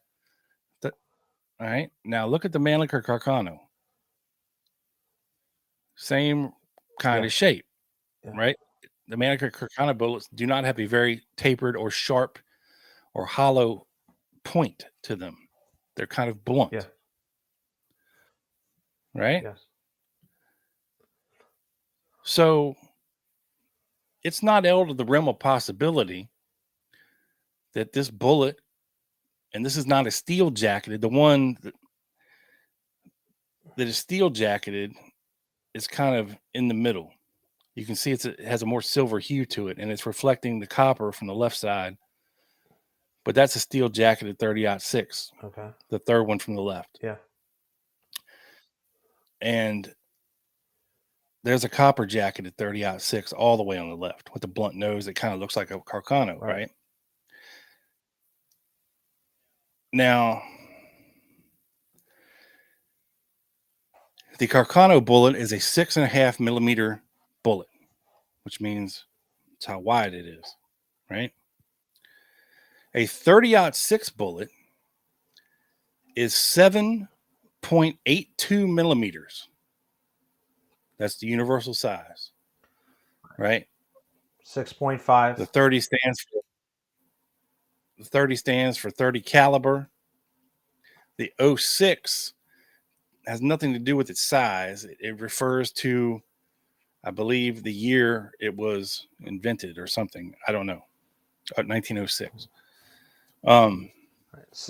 Now, the reason I'm telling you all this stuff about the bullet is because there were questions. There were questions. Because, of course, you know, if the Warren Commission or the FBI could tie this bullet, the Mannlicher Carcano and Lee Harvey Oswald, to shooting at Walker 2, well, that's just another feather in their cap, right, Joe? They would have done it if they could. Because it portrays him as a crazy person that was just taking pot shots at anybody and everybody across the spectrum. Exactly. From anti-communist fascists to pinko commie presidents, right? Yeah. So the FBI was tasked after the fact, okay, once it came out that, you know, this could possibly be Lee Harvey Oswald, this could possibly be a bullet from his rifle. So on December 9th, 1963, the FBI lab advised Chief Jesse Curry of Dallas, Texas, as follows concerning an examination requested by the Dallas office on December 2nd, 1963. Now, just to point out the timing here, Joe, the Walker letter was not found until when? December 2nd, I believe. December 2nd. Okay. And this was an examination requested by the Dallas office of the FBI on December 2nd. So, makes sense. Specimen, and this is what they were calling it before the Warren Commission exhibit. They were calling this bullet from Edwin Walker's residence Q188. Okay. Okay. And the results of the FBI laboratory examination of Q188 is as follows. The remaining physical characteristics of the bullet Q188 are the same as those of the bullet and bullet fragments recovered in connection with the assassination of President John F. Kennedy, and the same as those of 6.5 millimeter Mannlicher Carcano bullets manufactured by the Western Cartridge Company. The mutilation of Q-188 prevents stating that it is of Western manufacture to the exclusion of all other sources. So what that says in layman's terms is that the physical characteristics, right, and the composition of the bullets match to a 6.5 millimeter Carcano bullet made by the Western Cartridge Company. Now, we all know that they're, what do they call it, Joe? Spectre. Oh, There's spectrography. a term that the spectrography of analyzing the different makeups of these bullets was not anywhere near 100% accurate. Chemical. Back in 1963. Chemical composition. Yeah. This was questionable at best, and later would be ruled inadmissible in court because it's so unreliable. Right. We covered that in the book review. So you can take that into consideration however you want. But they are saying one thing you can't fuck up in spectrography is the actual caliber of the bullet.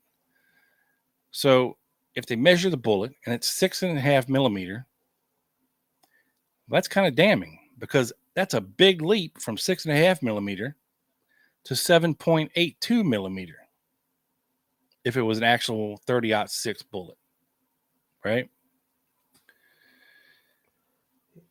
And what they're saying is the mutilation is preventing them from saying that it is definitely a Western cartridge bullet due to the exclusion of all other sources.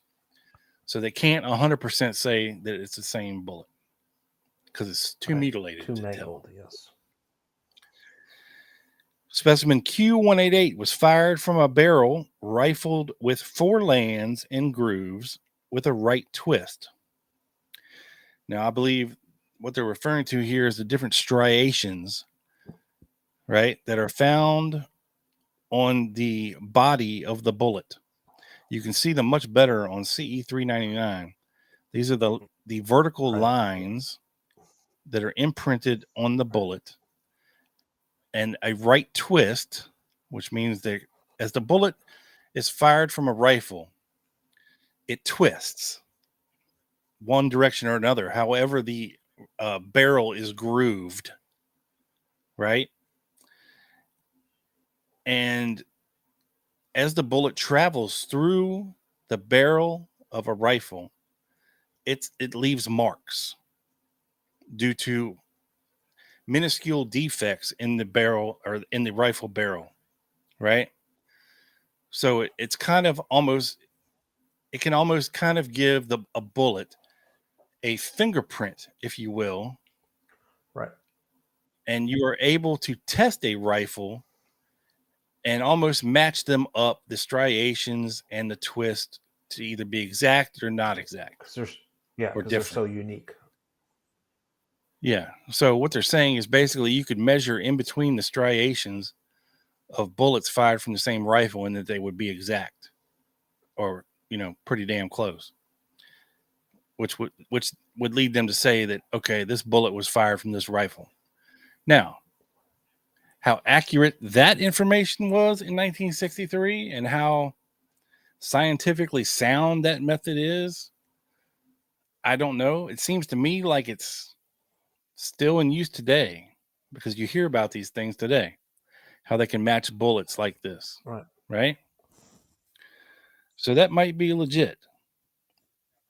Now, Mannlicher Carcano rifles of the type used in the assassination of President Kennedy are among those which produced general rifling impressions such as were found on specimen Q88. But because of the extreme mutilation and distortion, and because the individual microscopic marks left on bullets by the barrel of the K1 rifle could have changed subsequent to the time Q-188 was fired, it is not possible to determine whether or not Q-188 was fired from K1, which is the Mannlicher Carcano in question.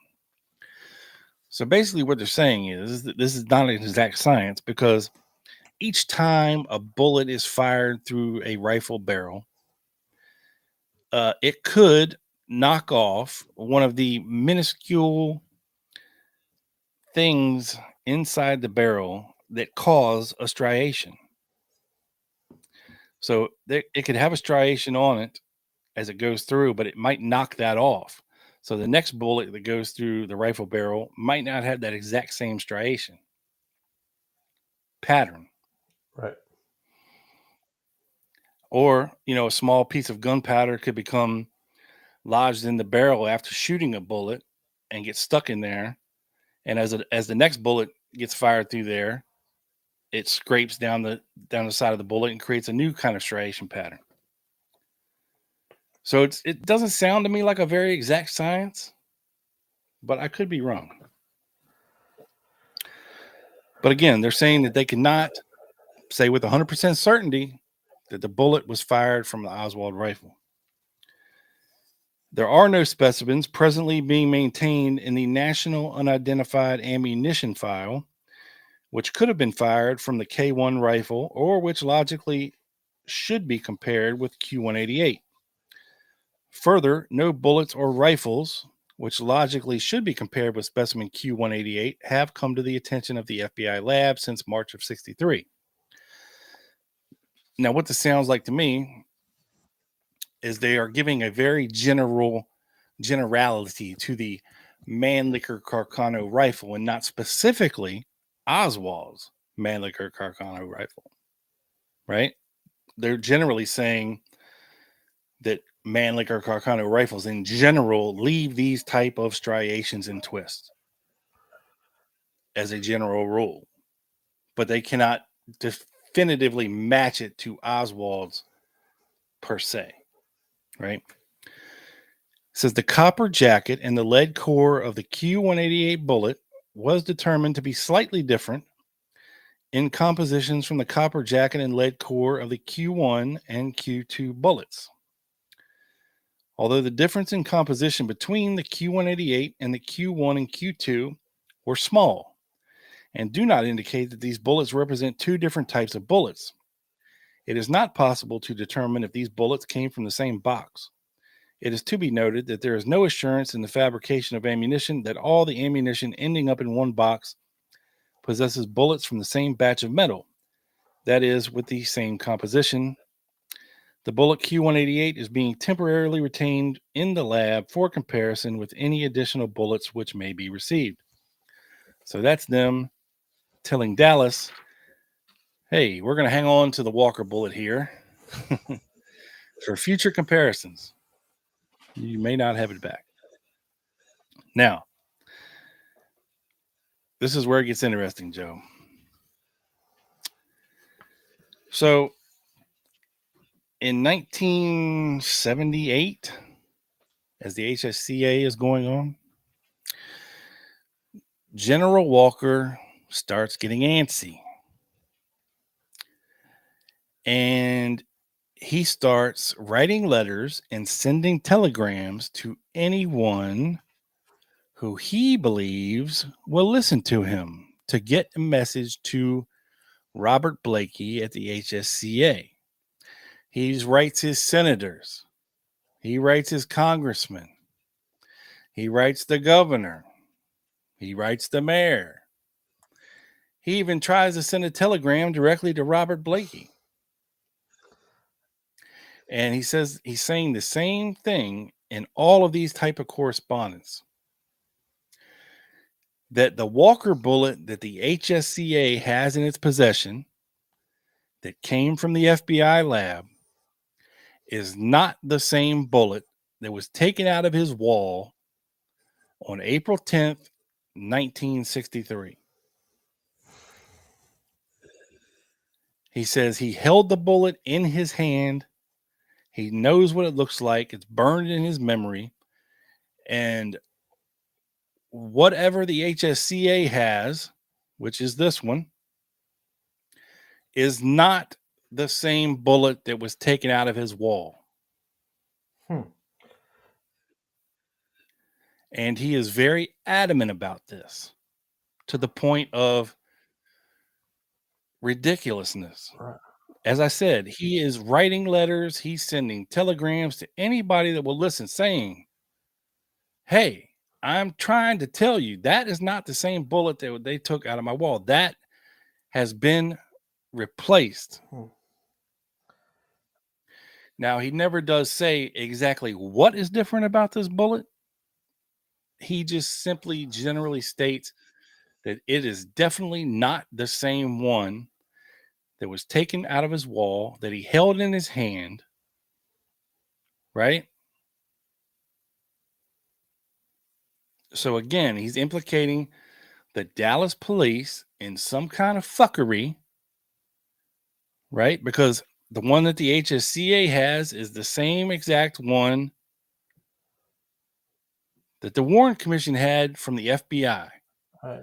So whatever happened to the bullet, okay, you got to remember, the Walker bullet was in Dallas police evidence custody from April 10th, 1963 until December of 1963, when it was alleged that Oswald could have possibly been the shooter. And they went and dug this bullet out of evidence and to re-examine it, if you will. Now, General Walker said some crazy shit over the years. Crazy. He even alleged at one point, Joe, that it was Jack Ruby and Lee Harvey Oswald who shot at him. And he claimed that the Dallas police picked up Jack Ruby and Lee Harvey Oswald after the shooting, and at the behest of the Attorney General Robert F. Kennedy, the Dallas police turned them loose without punishment. Now that sounds to me like the mad rantings of a very bitter man. Yeah. There was no love lost between General Walker and the Kennedys, especially Bobby, right? And JFK. I mean, they had him committed to the loony bin. He lost his faculties. I mean, he didn't stay in long, but you know, he was committed not of his own power. Still humiliating, right? Yeah. And of course, he definitely didn't agree with their policies. He thought JFK was a pinko commie bastard and that RFK was, you know, his little bitch brother and didn't like him at all. Hence, this letter.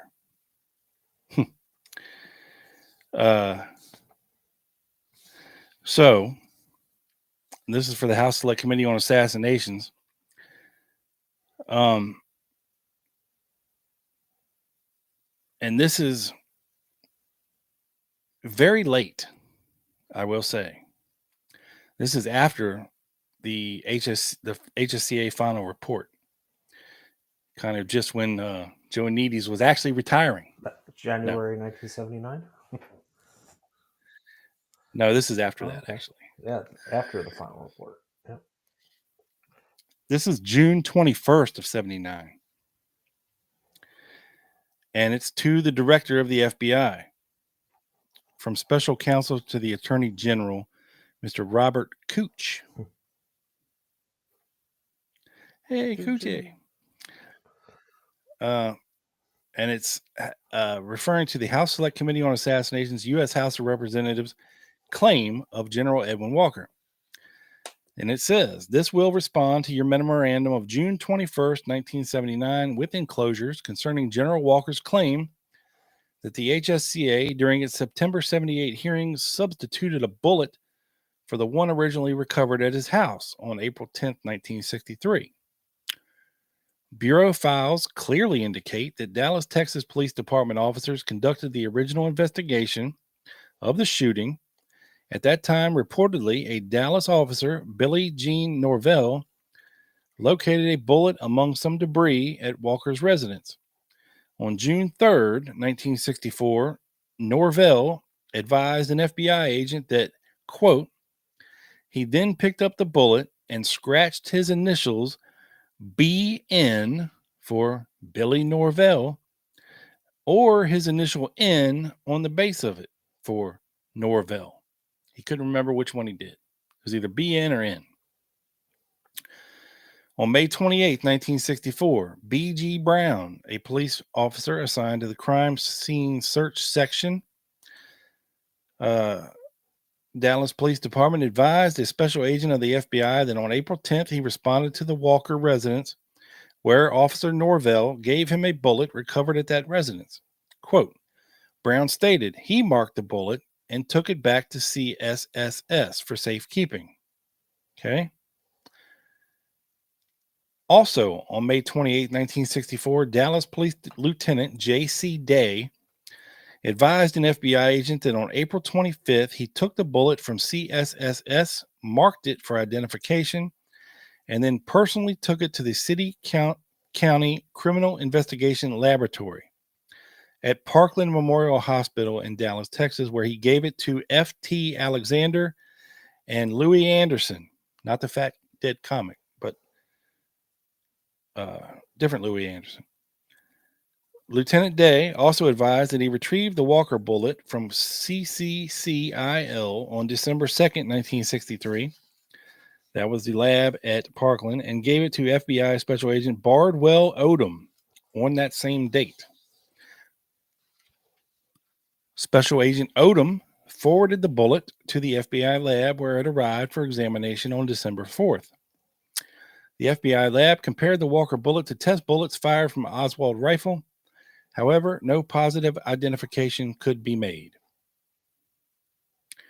The FBI record of this examination shows no indication that the FBI significantly altered the Walker bullet in any respect.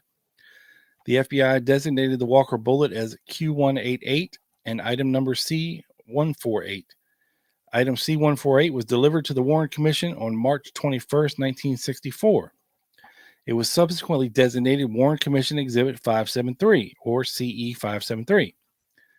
A 1963 photograph of the Walker bullet in FBI records appears identical to CE 573. FBI records indicate the item C148 was turned over to the custody of the National Archives and Records Service in 1966. So the FBI lab turned it over to NARA in 66, and it was retrieved from NARA in 1978 and given to the HSCA for their purposes, right? Mm-hmm. So on June 29th, 1979, this is long after the HSCA's final report has been out, a representative of NARA accompanied CE 573 back to FBI headquarters where the bullet was microscopically examined in an FBI lab while remaining within the observation, control, and custody of the NARA representative. The following were noted. CE 573 appears to be contained in an original Dallas Police evidence box. The cover or top of the box bears 41063 4011 Turtle Creek Berg by FA BGB RF JH Q188. The inside bottom of the box bears Day 7640, and the outside bottom of the box bears 7640 Day, as well as Q188 and RM. Period. Identifiable marks were found inscribed on varying portions of the bullet itself. It must be understood that certain markings are clearly discernible and others admit of more than one interpretation, while others may be obscured by oxidation or otherwise. Among the discernible markings are Q188, and this is on the bullet itself, and letters which appear to be as follows. There is an N, a B, a J, a D, an A, an O, or a D, a JH with the H joined to the J, and an RF with the F joined to the R. The N, B, J, and D may refer to Dallas police officers Norvell, Brown, and Lieutenant J.C. Day. The A may refer to Alexander or Anderson of the CCCIL.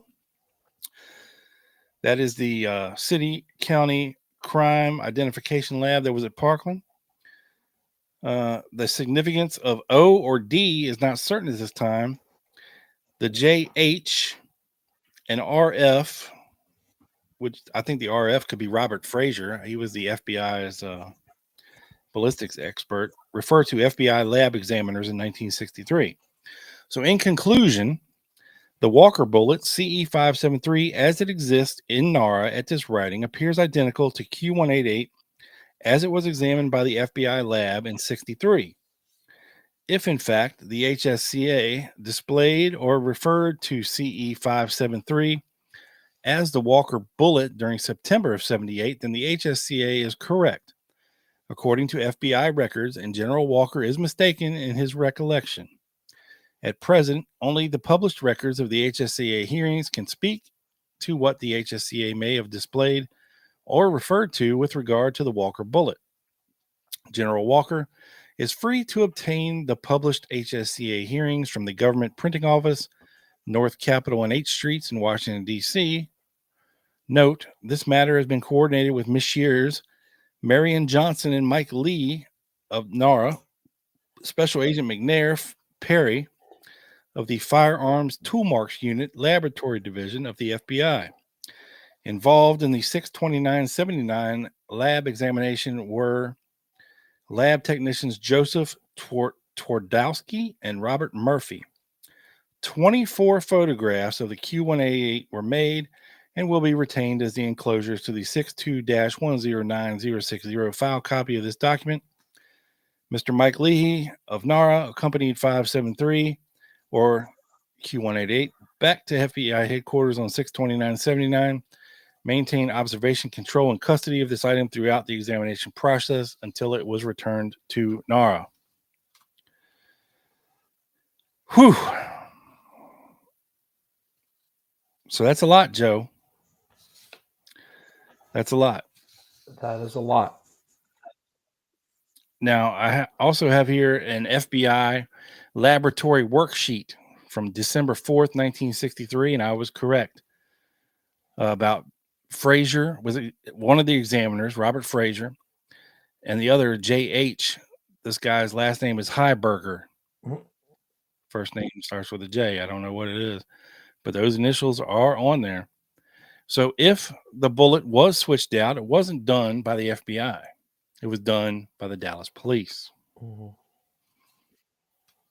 But why? But again, why? Because you think Walker has a ton of right wing friends in the FBI. I mean, in the DPD. Walker changed his mind often and said, because he was all about Oswald being his shooter, right? And of course, that morphed and changed over time. Up until like the late 80s, then it wasn't Oswald that shot at him. It was some other kind of crazy conspiracy theory that he had going on. That was my other question: is why would Walker be trying so hard to lobby everyone in the HSCA to get them to kind of say that, hey, the bullet is not actually the bullet that I held? Because that implicates the commie Oswald, right? The bullet that's in custody now. Right, because you could say, hey, that looks a lot like a Carcano bullet. You can. Right? It's not like it looks like something else.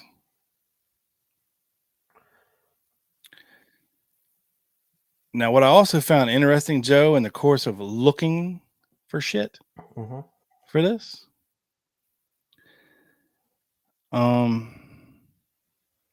and this is a copy of the telegram that he sent to Robert Blakey, actually. And it says, the bullet before your select committee called the Walker bullet is not the Walker bullet.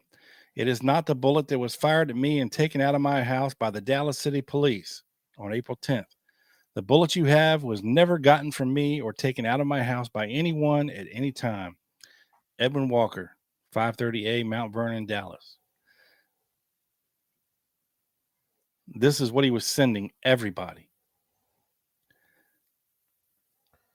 And there's no mincing words here, right? He blatantly says it. Right. Now, what I found interesting, Joe, is a comparison of Mannlicher Carcano bullets. Okay. Okay. Okay. Now, the bullet on the far left is CE 399, Right. aka the magic bullet. Yep. Okay. Mm-hmm. Now, the two bullets beside it, CE 572, are two bullets that were fired into cotton wadding. Okay, which look a hell of a lot like CE 399. Mm-hmm. The next bullet we have was a bullet fired through a goat's rib, CE 853, Interesting. where it appears to have flattened out a bit. Yeah. I guess they were Right? trying to like imitate like going through flesh, right? Yeah. And the last one is a bullet fired through the wrist of a human cadaver, and it is very deformed on the top. Mm-hmm. Right. Right? It definitely hit bone. Right. Think Connolly. Right. So I thought that was interesting and definitely disproved the single bullet theory or the magic bullet theory. Yeah. I mean, CE 399, didn't go through all that bone like the one on the right, 856 allegedly did, or even goats. Deflect off of a rib. Goat's rib. It looks the same as if it went through the cotton lining. Those two bullets on the left, or in the middle. Yeah. Now, here's one that's even more interesting, Joe. Boom.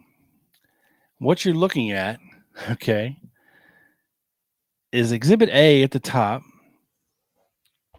is skull damage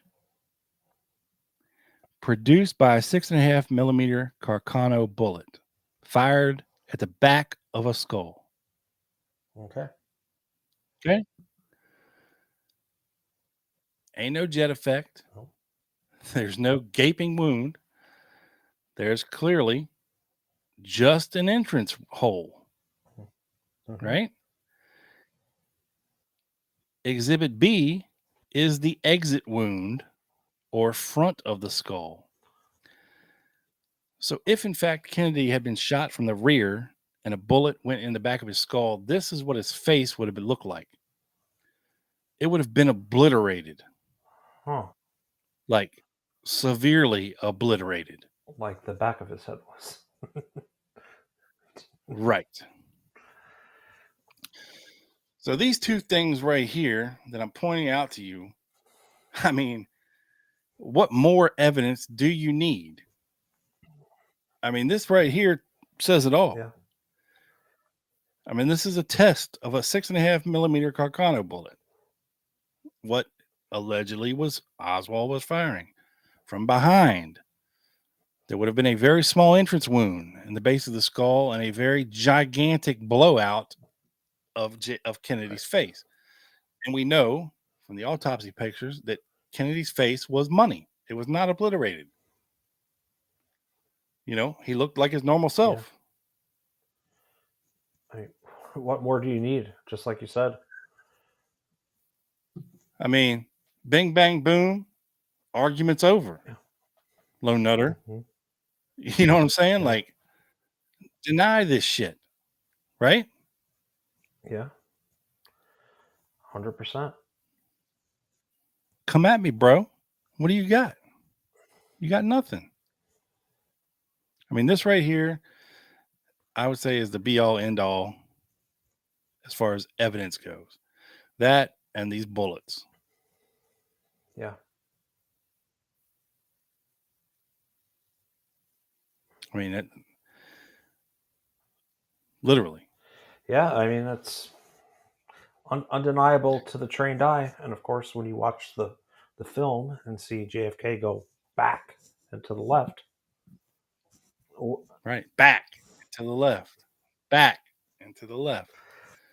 Now, we did this book, Joe, from the last book review, General Walker and the Murder of President Kennedy. The extensive new evidence of a radical right-wing conspiracy. So if you'd like to check that out, check out our newest book review. But I have a couple things that I wanted to point out from this book that are relevant to the discussion. I think. So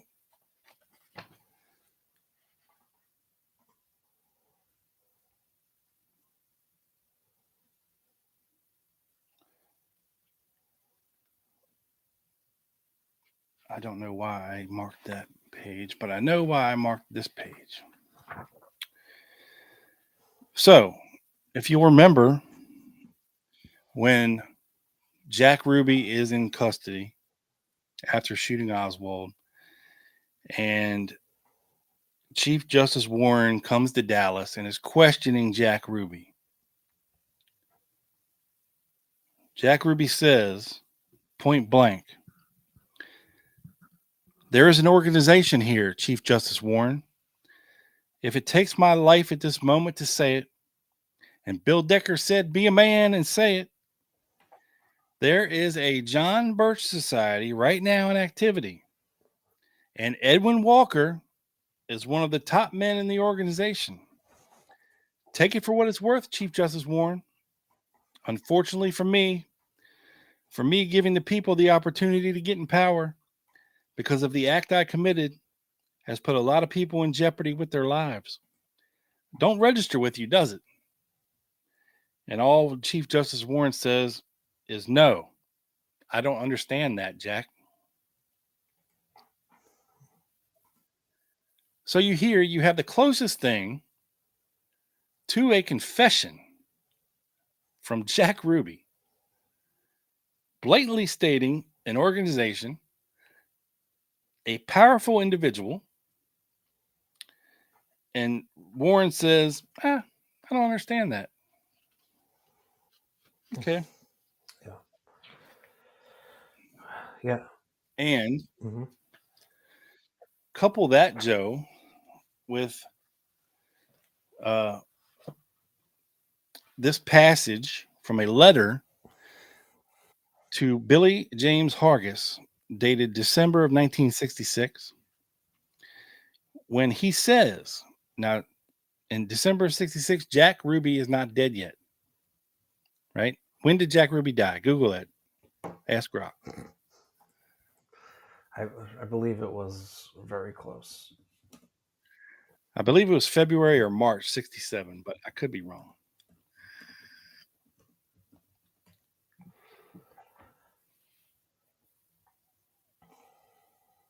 January 3rd, 1967. Okay. So this letter is dated 1, 2, 3, less than a week, 6 days before Jack Ruby would die. And apparently he wrote this letter because Jack Ruby had been transferred from jail to Parkland Hospital because he wasn't doing very well. He says this: "Dear Billy, thank you so much for my wonderful briefcase. It is great and will be very useful. And I like to be carrying something from Christian Crusade. It gives me much more confidence. I'm sorry I missed going with you, Betty and the kids, for a few days as I had intended. It's my loss, which I will have to make up. My plans were set, but shattered. I didn't feel it right to leave when the printer was a week late, and we did not get our Christmas publications until the 19th. After spending $1,000 for print for this crash program, we had to get them out. About 3,000. Quite a task for us here. I believe it is timely with respect to the lawsuits and a coming Supreme Court decision. Clyde thought it was good. Another peculiarity, somebody we talked about here and heard talk, George de Mohrenschildt returned to Dallas from Haiti as Rubenstein is allegedly in the hospital dying with cancer and might talk. De Mohrenschildt made a front page spread and our informant produced his address and who he was staying with. Not good. A warning. When Rubenstein leaves the hospital in a box, and in parentheses, the only way he will come out, Right. there is no further block to returning the blame to the right wing. The books and press will gradually pick it up again. RFK must have it. It must be done as insurance and assurance, an RFK political necessity. Now, I don't know about you, Joe, but that sure as hell is a pretty incriminating letter to Billy James Hargis. Okay? That they're worried about Ruby dying or talking or something. And then once he's dead, then they're going to shift the blame back to the right wing for the Kennedy assassination. And he's also threatening basically the life of Robert F. Kennedy, who would be killed a year and a half later.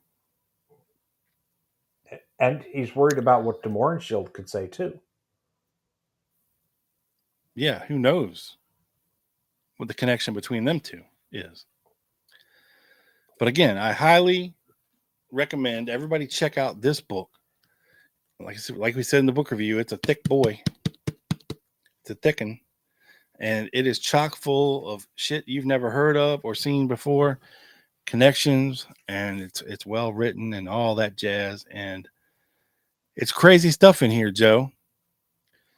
Now, one thing, the final thing that I wanted to point out to everybody before we get the hell out of here is, timing of things is awfully funny, Joe, when it comes to the Kennedy assassination. And when you pick a puzzle piece from over here and you put it next to this one, instead of just being an anomaly all of its own over here, sometimes things might start falling into place. I don't know. Who knows, right? Now, the timing of the Walker shooting, like I said, he returned home on April 8th, right? Yeah. And at this time, Oswald was living in Dallas, okay? But he had lived in New Orleans, and he knew people in New Orleans, right? And at the time, he wasn't working, okay? Because he lost his job with Jagger Child Stovall. So, technically, he doesn't need to be in Dallas somewhere around this date if you can prove maybe that he was somewhere else. And we've gone over this little bit of information on the show before, but I believe the date of it is relevant to the Walker shooting because when you look at it again through fresh eyes, we have a flight plan filed by David Ferry on April 8th, 1963, from New Orleans to Dallas. Okay. And his passengers are listed as Heidel, Lambert, and Diaz. Yeah, that's on the bottom right corner. Wow. Correct. Wow. And when you take into consideration what your boy, Kirk Coleman, said that he saw that night, was two different cars, and he saw three people, but there could have been four. Maybe there was one that he didn't see. Maybe one stayed in the car. Maybe one didn't even go. Maybe one didn't even go. But here you have a menagerie of people flying from New Orleans to Dallas the same day Walker returns to Dallas. Wow. Okay. They have a day to figure things out and formulate a plan once they get here. Maybe stake the place out on the 9th. Well, figure there's a dog barking and shit. Hey, we'll just poison this motherfucker. Give him a big piece of meat with some rat poison Right, well, in it. people, Maybe it didn't kill the dog. I think Marina said that he was like visiting Walker's house like in the month prior, so he could have been casing that out well before they got in. That you think that. Well, you can't trust what I she know, says, and who knows? Right. The point being is this becomes an even more interesting document when you put it into consideration with the Walker shooting and what our one eyewitness says that he saw multiple people. So you would have a David Ferry, you would have a Heidel, a Lambert, and a Diaz, right? Yeah. Now, allegedly, one of Shaw's aliases was Lambert, allegedly. Of course, we know Oswald's alias was Heidel. And speaking of Diaz, you have a Diaz Lands. Who knows? Definitely a Latino with that name. Who knows about Lambert? I mean, I just can't see Clay Shaw flying to Dallas and being in on a murder or an attempted murder. He wouldn't need to get his hands dirty like that.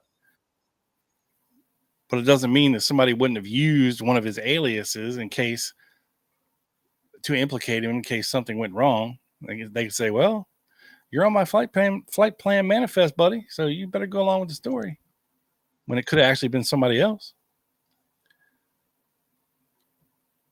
So, wild shit. Wow, my mind is blown, man. That's really interesting. Because I'm going back and forth on this. I don't distrust of some of what George de Mohrenschildt says. Of course, like you said, you can't put much into what Marina said, but de Mohrenschildt left soon after that for Haiti as well. I think it's very possible. I think if Oswald did shoot at anyone, he didn't shoot at Kennedy. He, like de Mohrenschildt said, could have possibly shot or been involved in the shooting of Walker. But it's all the evidence is conflicting, so it's really hard. So we kind of just tried to lay it out for you, but that document definitely hits different, Rob, when you take into consideration everything we've talked about in the past 2 hours and 18 minutes. Hits different. Timing is mind-blowing, actually. And timing is everything. Yeah. And so is the timing of this podcast, coming up on 2.5 hours long. So, you got any comments you wish to address before we get out of here, I pinned Joseph? a couple, actually. We had a couple good comments. Ozzy, James Smith, says, Ozzy was shooting at leaves in the park along Turtle Creek, and oops.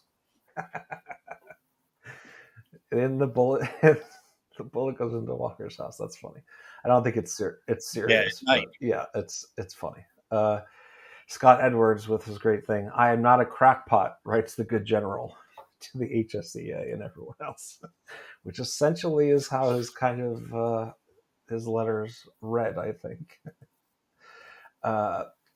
Chabird came in a little late. I said hi to him, but he said Ruth planted so much crap, she conveniently found the letters. We went over that in the beginning. Or her. She, conveniently found the letters and a necklace and other things that would incriminate Lee just when the Warren Commission needed proof that Oswald was involved, I think.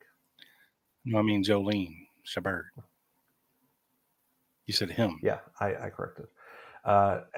He's not a... Yeah, thank you. And then Trey says, Heiberger says Walker's claims are a nothing burger. That was one of the letters you wrote. Yes. But one thing I actually want to address that I found really interesting that I wrote down. So 6 months after the HSCA final report in January 1979, they're still doing tests on this Walker bullet. Why? Just to address because at the time, nobody was paying attention to Walker. He was writing everybody and their brother to try to get a message to Blakey. But Blakey never got these messages from Congress people, or the telegram never made it to him, nothing, until after the final report. And they were like, ooh, we might have fucked up here. So they had to take his inquiry seriously. So they went through the steps. And I mean, I don't think that they proved that the Dallas police didn't switch the bullet out, but I think they proved that the FBI definitely didn't. And if you want to take into consideration, you know, for this deformed, fucked up looking bullet, right? Let's look at it again. Here on the left, I mean, you have to microscopically look on this thing to find all these initials and numbers that are on this damn bullet, right, as far as chain of custody. But it sounds to me like, if you can believe the FBI examiner's report, that initials from the Dallas police, including J.C. Day, including the 2 investigating officers, that their initials are on this bullet. So it's kind of hard to argue that that's not the original bullet. But Walker is emphatic that it's not the same bullet. He said, I looked at it, I held it in my hand. It's not the same. So I don't know. Yeah, no, it's, I hope we didn't confuse everyone more, because the goal was to try to figure some of this out. But James Smith brings up a good comment. Hermanio Diaz Garcia, I think his name was. That could have been the Diaz. Yeah, there's a couple different Diaz's, you know? Or it could have been just a slang for some random Cuban that went with them. Who knows? Yeah. Or like, I mean, they're all using aliases. So why would Diaz be a real name? Yeah. I mean, clearly, why the fuck is David Ferry putting Heidel as a passenger? That is way too much of a coincidence. And I don't believe in coincidences like that, bro. At some point, Period. I agree. And that to me is a big red flag. Huge. For that flight plan. Huge. There definitely should be some follow-up on that for sure. And this is really interesting. NK, who I think came in a little late, in 1967, Lauren Hall admitted to being with Ferry in Dallas during the Walker shooting, but then recanted. I'm going to have to follow up on this here, NK. Maybe we'll do that on Members Only on Wednesday, Rob. Yeah, check that out. I know NK usually knows his stuff, so I do not doubt him. But yeah, guys, great show.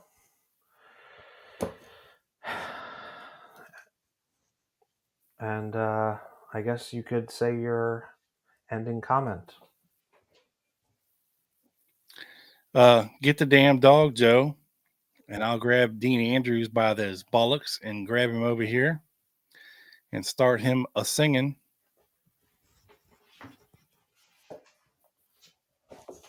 Here we go. There he is. There's Ruby. Hey, Ruby. Oh, thank you so much for hanging out with us. Hope you enjoyed the show. I'd like to become a channel member and hang out with us on Wednesday.